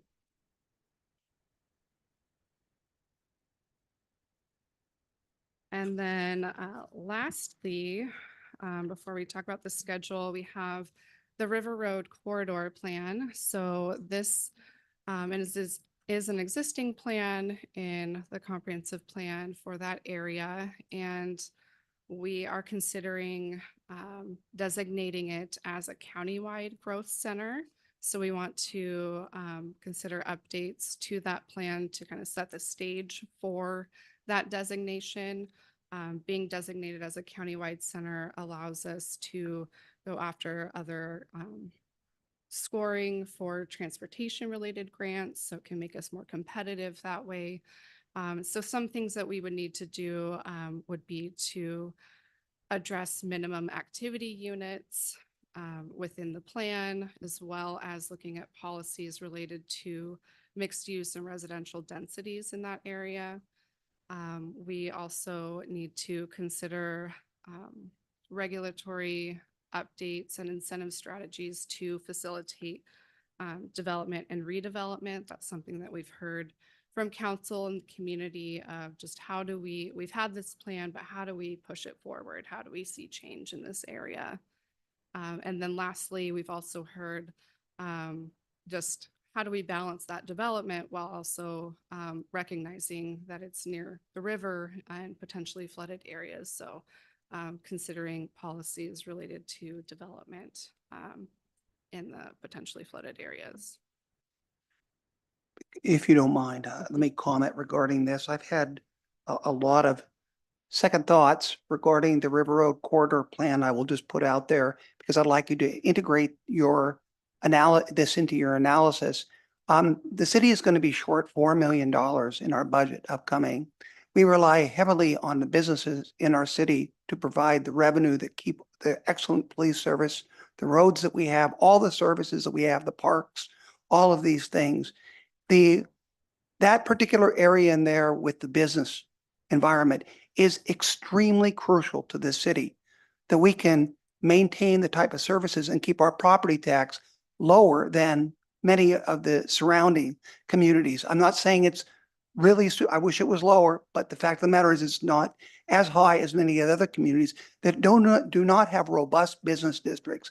So in your analysis, I want you to, please, I would ask that you consider that the potential trade-offs between any kind of residential and then also how that would impact commercial. Because what's nice about it right now is there's a big portion of it is just commercial. And so it's somewhat set off into itself. And it has the ability to maybe expand in that area. And again, that's kind of the business of running a city. I hate to say that. People don't like to hear that. I wish it could just run off, whatever air, but it doesn't. And so we have to take these things into account. And I do not want that area of the community, which is so important to a lot of providing services, to be somehow compromised. So keep that in mind in your analysis, that when you're doing that, if we can have the best of both worlds, well, that's, let's beat the drum and we're happy, okay? But I need to know those trade-offs. Thank you. Thank you for that. We'll definitely take it into consideration. Okay, so to wrap up, the community engagement and schedule that we have for the remainder is, I kind of alluded to this earlier, we're getting ready to launch a policy survey very soon, and we'll be doing some pop-up events. For example, we'll be at the farmers market this weekend, promoting the survey as well as just the comprehensive plan update in general. The Planning Commission and Community Advisory Group will continue to review drafts throughout the summer. We're planning to issue the draft environmental impact statement, or EIS, around July. And so there will be a comment period associated with that.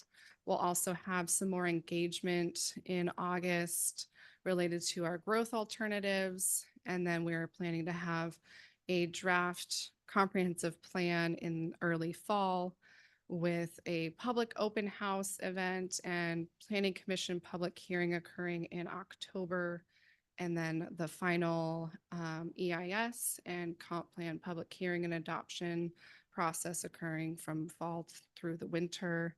And we have heard Planning Commission interest in holding more than one public hearing at the Planning Commission level.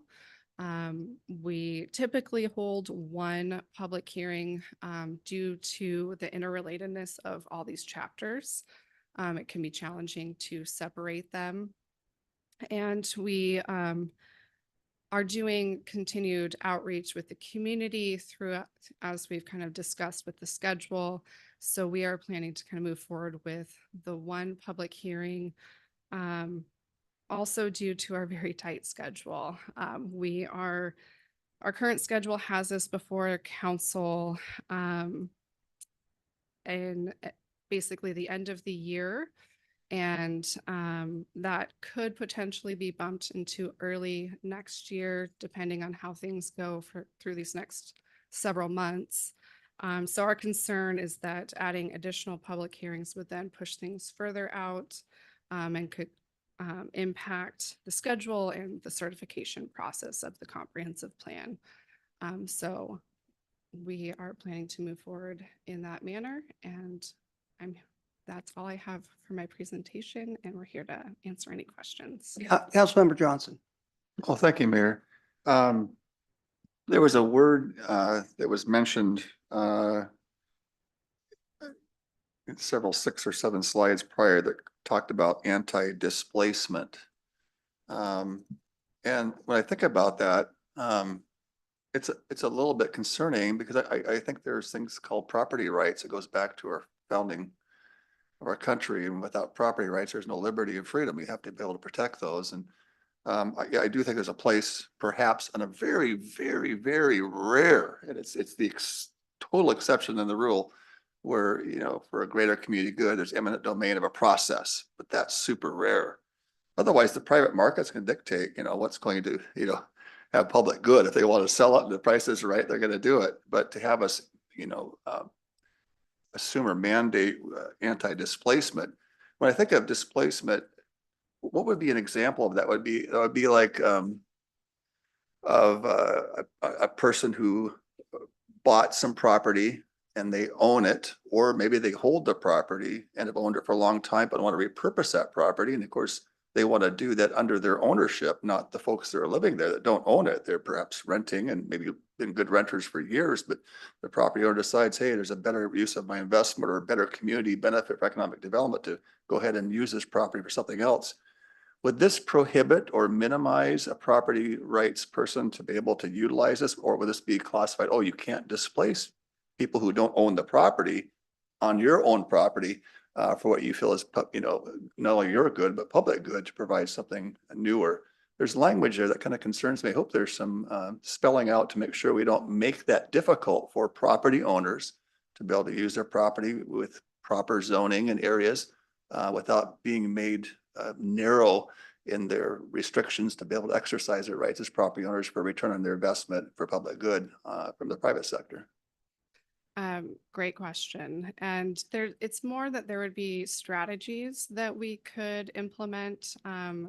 There could be financial related strategies to help those people that were in that affordable housing situation move to their next location.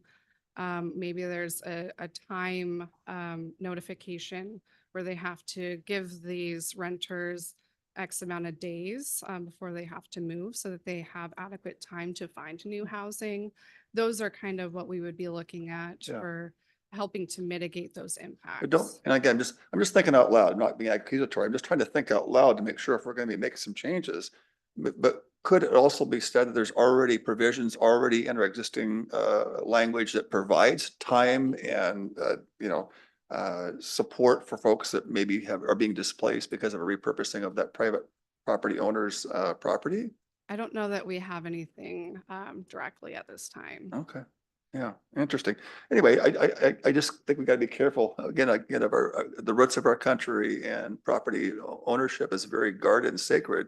And the minute we begin to tell folks what they can do with something they earn with their sweat and tears, so they can't do it because it's displacing folks who don't own their property, who they've, charged market rate to live there or whatever, and they're going to repurpose it. We shouldn't hinder them. Now, again, if these are property owners who, for public good want to be displaced, well, there's a process of paying them fair market and sometimes over fair market if there's public good for buying that, but they're going to get compensated for that, right? And so I just think there's a difference, and I hope we'll keep that in mind as well. So, and then lastly, I'm going to tag on what the mayor had mentioned. I feel like when I'm reading, when you're going over, first of all, thank you for presenting this. This was a tough subject, and you're feeling kind of some of our frustrations. They're not targeted at you. We're just kind of talking out loud. So we know that you don't hold this personally. You're just presenting a staff member. So thank you for that. I appreciate that. But it's interesting as you hear about that, and you feel some of the state mandated things that they're putting in this language. And I think they're good intentioned. I don't think that they're bad intention. But sometimes, as the mayor, I think taught me many, many years ago when he first came on board here, was that, there's a lot of good intentioned people that have unintended consequences that kind of end up, backfiring and hurting a lot of people, right? And so, but as I hear this, in some of this language is put in there, that's ambiguous and very kind of vague, and it almost makes you feel like, gosh, are we guilty of something? I mean, I kind of feel like, should we feel bad about something? And I guess I think I heard the mayor say it. If there are truly policies in our Puyallup comprehensive code that are proven to be problematic and disenfranchising people, then bring it to our attention so we can correct that. But if there's no clear proof that could be held up in a legal court, I don't know why we have to be scringing like we're doing something wrong. There should be some clear proofs. I hope that we have some data and not just kind of assume that we're violating. I think that we're open and fair to all. And lastly, I know a lot of clients who, are just kind of, moderate income folks who would like some affordable houses on Medina. They like to live on the water. And I hope that they're making some allowances for Medina for them to be able to have that opportunity for them to purchase there. Now that's kind of a rhetorical, crazy analogy, but sometimes we have to work our way, and you start out with something and you sell and you buy and you sell and you buy, and you work your way up to those higher areas, but we can't mandate that, you know, average blue collar worker wants to live in Medina or in Mercer Island or in Bellevue community. We want some housing in there that can afford my house or their house to live there. It's just a slippery slope. And so we want to be fair and equitable to everybody, but we realize that, you know, that's part of the American dream is you work hard and you earn. If things go your way, you build up and you can purchase some of these things that you want to enjoy, as many people do. So anyway, thanks for your presentation. Thanks for letting us air kind of our thoughts, not directed at you, but just really thinking through to make sure that we're passing things that are really reasonable and protecting our landowners and constituents here in our city and making sure that our constitutional rights are protected. So thank you. Thank you, Councilmember Whitting. You know, I'd just like to talk a little bit about the displacement issue that since we've had some discussions kind of in the abstract, but we've had a great example of this right here in Puyallup in recent days. And I refer to the mobile home park up on just off Meridian, the Meridian Heights. And we had people who owned their home there that had lived there for 20, 30 years. And, you know, I'm thinking of one individual in particular. He had a wife with disabilities and he was retired and he was living on a fixed income, which was not very much. And he'd lived there for a long time. And the mobile home park developer with his property rights, he owns the real estate. The individual owned the mobile home. He says, I'm selling and it's time for you to move. So it's an example of somebody being displaced and they lose their home because the home has aged and it's impossible to move mobile homes after they reach a certain age. So here's a poor couple who've lived their life with dignity their whole life, and now all of a sudden in their sunset years they are displaced, they're booted out. And I talked to him multiple times through that process, and it was a difficult process, as you will recall. Here we had people come to these chambers and express their concerns about being booted out of their houses. And fortunately, over the times that we were able to honor the property rights of the landowner, but at the same time provide some compensation to the individuals so that they could go out and find some alternative housing. And I think Puyallup is to be commended for doing so, but it was because of a lot of hard work on the parts of some of our city staff and those of us here that worked on that, and we were able to do that. So when we talk about displacement, I think it's a real concern in some instances, and we need to be concerned about that and protect the welfare of some of our community members. Thank you. Thank you for those comments. That is a very interesting issue. The Growth Management Act actually explicitly acknowledges property rights, very clear about that, and says that if any property is taken, it is in fact, if there is a takings, there's compensation for that. So the remedies sometimes are expensive.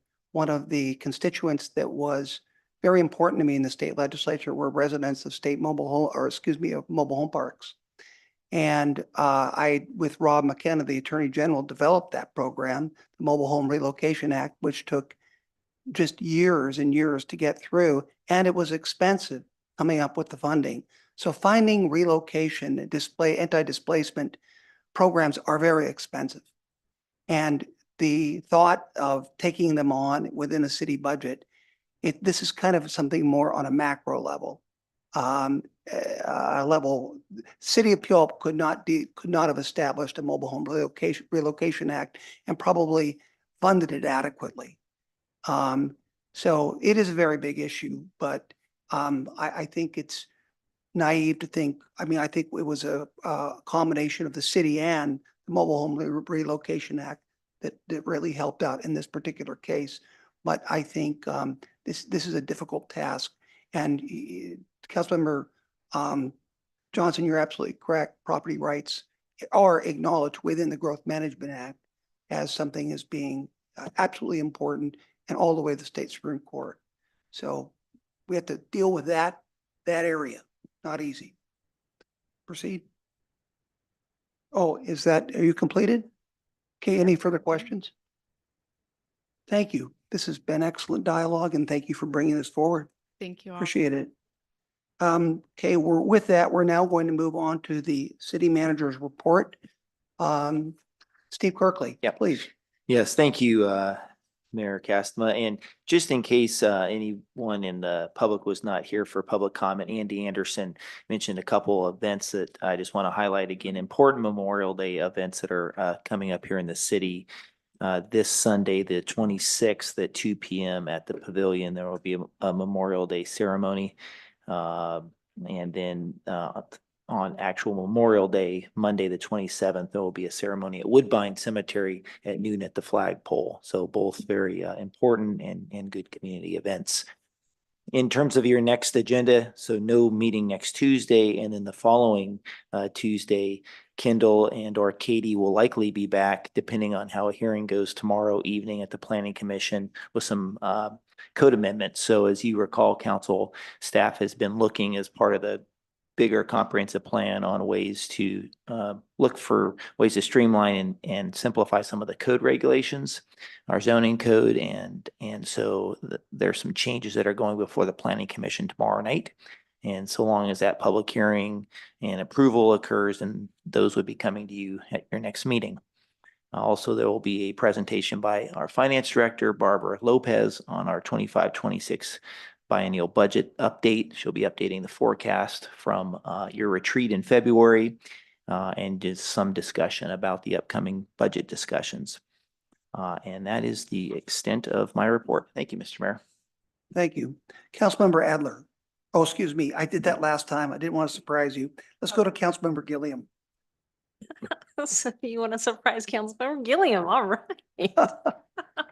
I am prepared. I wanted to give a huge shout out to the Parks and Recs Department. A few months ago, Councilmember Adler and I were visiting in the spray park, and all of a sudden we hear this scream and this mom chasing her child, and the little one made it through the spray park right into that little bench area and was aimed right at the road. And the mom caught up to the child before the child ran into the street. But we both were like, ooh, we should bring this to the attention of the city. So thank you, Parks and Recs Department. Thank you especially City Manager Steve Kirkley for making sure that that gate is now on the spray park. So when you bring your family to the spray park, there is a gate there. You can shut it, make sure your kids don't run out while they're having fun.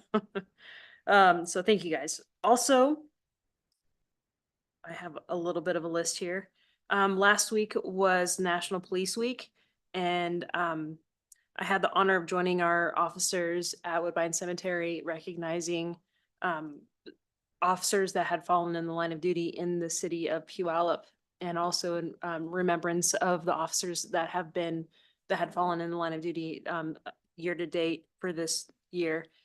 So I was really proud of. It was my first time experiencing this. So it was a little bit of an awareness to me of, oh my goodness, we really need to take time and thank our officers for caring for the safety of our citizens and our community. So I just wanted to give a highlight to that. Also, I want to do a Main Street Association event shout out. Of course, everybody hopefully is aware of our farmers market. If you're not, I'm not sure where you're hanging out, but one thing that they're doing unique this year that I haven't witnessed before is they're having the local civics clubs in Puyallup rotate through. So the Puyallup Rotary Club is going to be there on June 1st. I don't remember the lineup of when all the other civic clubs are representing, but if you go over near Ezra Meeker's Ivy trellis, trellis? Okay, yeah. Unfortunately closer to the bathrooms by the big tree. You'll see a rotation of civic clubs. So if you're interested in finding out how You can get involved with the community to help fundraise, make an impact, volunteer, help out with the Santa parades, help out with all the different fun events. You should check out the booth. Puyallup Rotary will be there June 1st. I heard SIP Puyallup rocked our city. So shout out to Main Street Association for putting together the SIP Puyallup. Super proud of Renee Muir, again, continuing to do Clean Up Puyallup.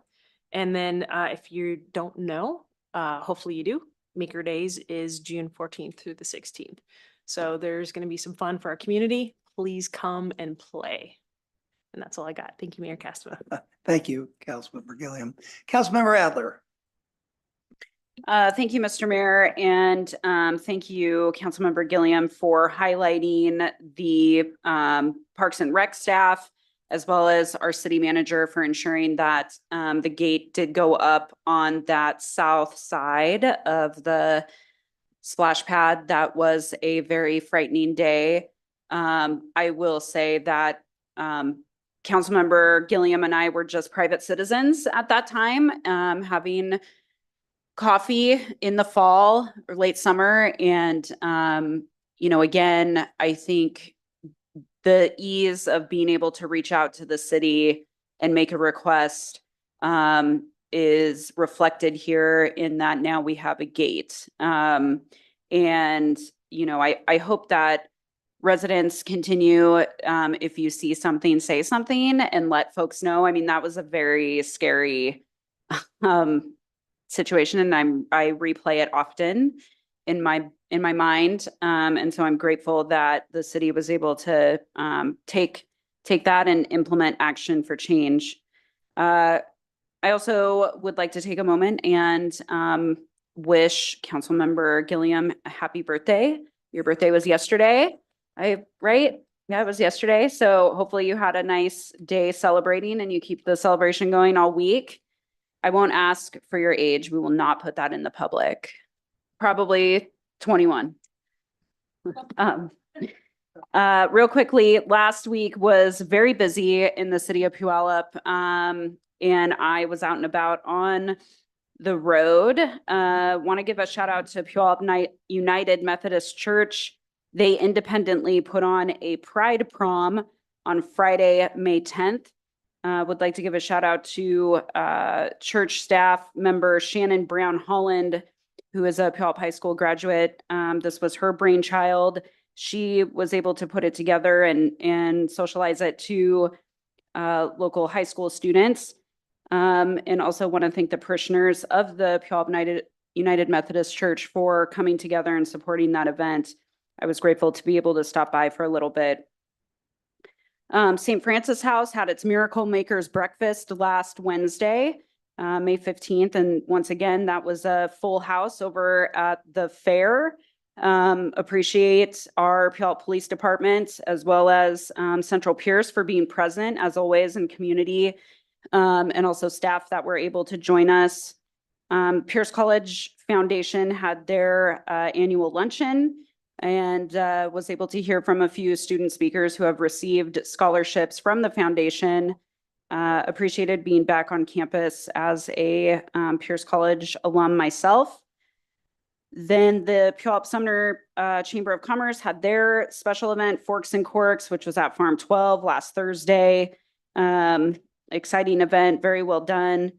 And then Saturday, if Forks and Quirks was not enough, then there was Corks and Crush with the Multi-Care Good Sam Foundation. Also a wonderful event, raising funds. Puyallup's own Chris and Mike Egan served as the MC. Chris also served as the MC for Forks and Corks. And I just want to give thanks to the Egan family, in particular Chris, for being so vulnerable and sharing their family story, working through addiction and mental health issues with one of their siblings that unfortunately lost their life earlier this year. And then finally, as it has been discussed here, Memorial Day. I am very grateful for the organizations that come together every Memorial Day and Veterans Day to put on such wonderful and respectful events that our community is able to participate in. And with that, I'll just close. Thinking of, as we go into Memorial Day weekend, my maternal grandfather, Cliff Morrison, who was Puyallup born. He was a 1950 Puyallup High School graduate. He was the quarterback of that year's Puyallup High School championship football team. And he was a staff sergeant in the U.S. Air Force in the Korean War. And he passed away at 91 in 2023. But I'm grateful to have a brick in his honor across the street, and also encourage folks that would like to honor veterans and those that have been lost serving in the armed forces to consider getting a plaque as well, or a brick, excuse me. Thank you very much. Thank you for those comments. Councilmember Whitting? I just wanted to highlight one upcoming event. It's a first for Puyallup. It's the Fusion Music Festival sponsored by the Puyallup Main Street Association. It's coming up on July 21st. It is the first time we've done this. I think we want to publicize it well so it can be well attended. I think it's going to be pretty exciting. They've got some good groups coming and a variety of different music available. So, and Puyallup Main Street does a great job. They sponsor our farmers market and other activities in town. So they'll do a great job, and I invite everybody to come. Thank you. Thank you. I think there's other council members who are going to help you in the marketing of that. And I'll save that for another time, but I think you're going to be pleasantly surprised. Councilmember Johnson, or excuse me, Councilmember Johnson. Thank you, Mayor. A couple of things toward that outcome. If you go to our Puyallup website, the online catalog for the Puyallup Parks and Rec Summer Series is out. So you can find out what's going on in the Puyallup Parks and Recreation schedule. And including those are concerts in the park. It will start up for 9 weeks on Thursday, starting in July. And list all the groups. I look at the lineup this year. The groups look phenomenal, and you can be sure that I'll be out there with my wife, and we'll be dancing and have a lot of fun. So looking forward to that. There's also printed ones. I think you could probably request or pick up, but there's also some online ones, and I've already got copies of those. Second thing is, wanted to mention that we had a fantastic, I think it was the 44th annual Pierce County Prayer Breakfast that took place right down here at the Washington State Fairgrounds last Thursday. Pierce County has been going on for 44 years. It started actually by the mayor of Tacoma 44 years ago. And then as it began to grow, he handed it off to the lay business leaders who have been operating it as a nonprofit ever since.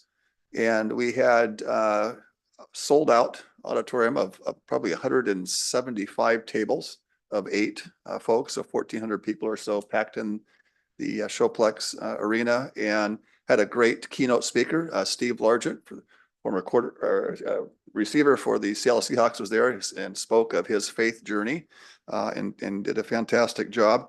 And in fact, that particular event, the day of the event, I mean, as soon as the event was over, we had already sold 80 tables already for next year, for 2025. So it's a tremendous, and in that deal, it's quite a representation of Pierce County.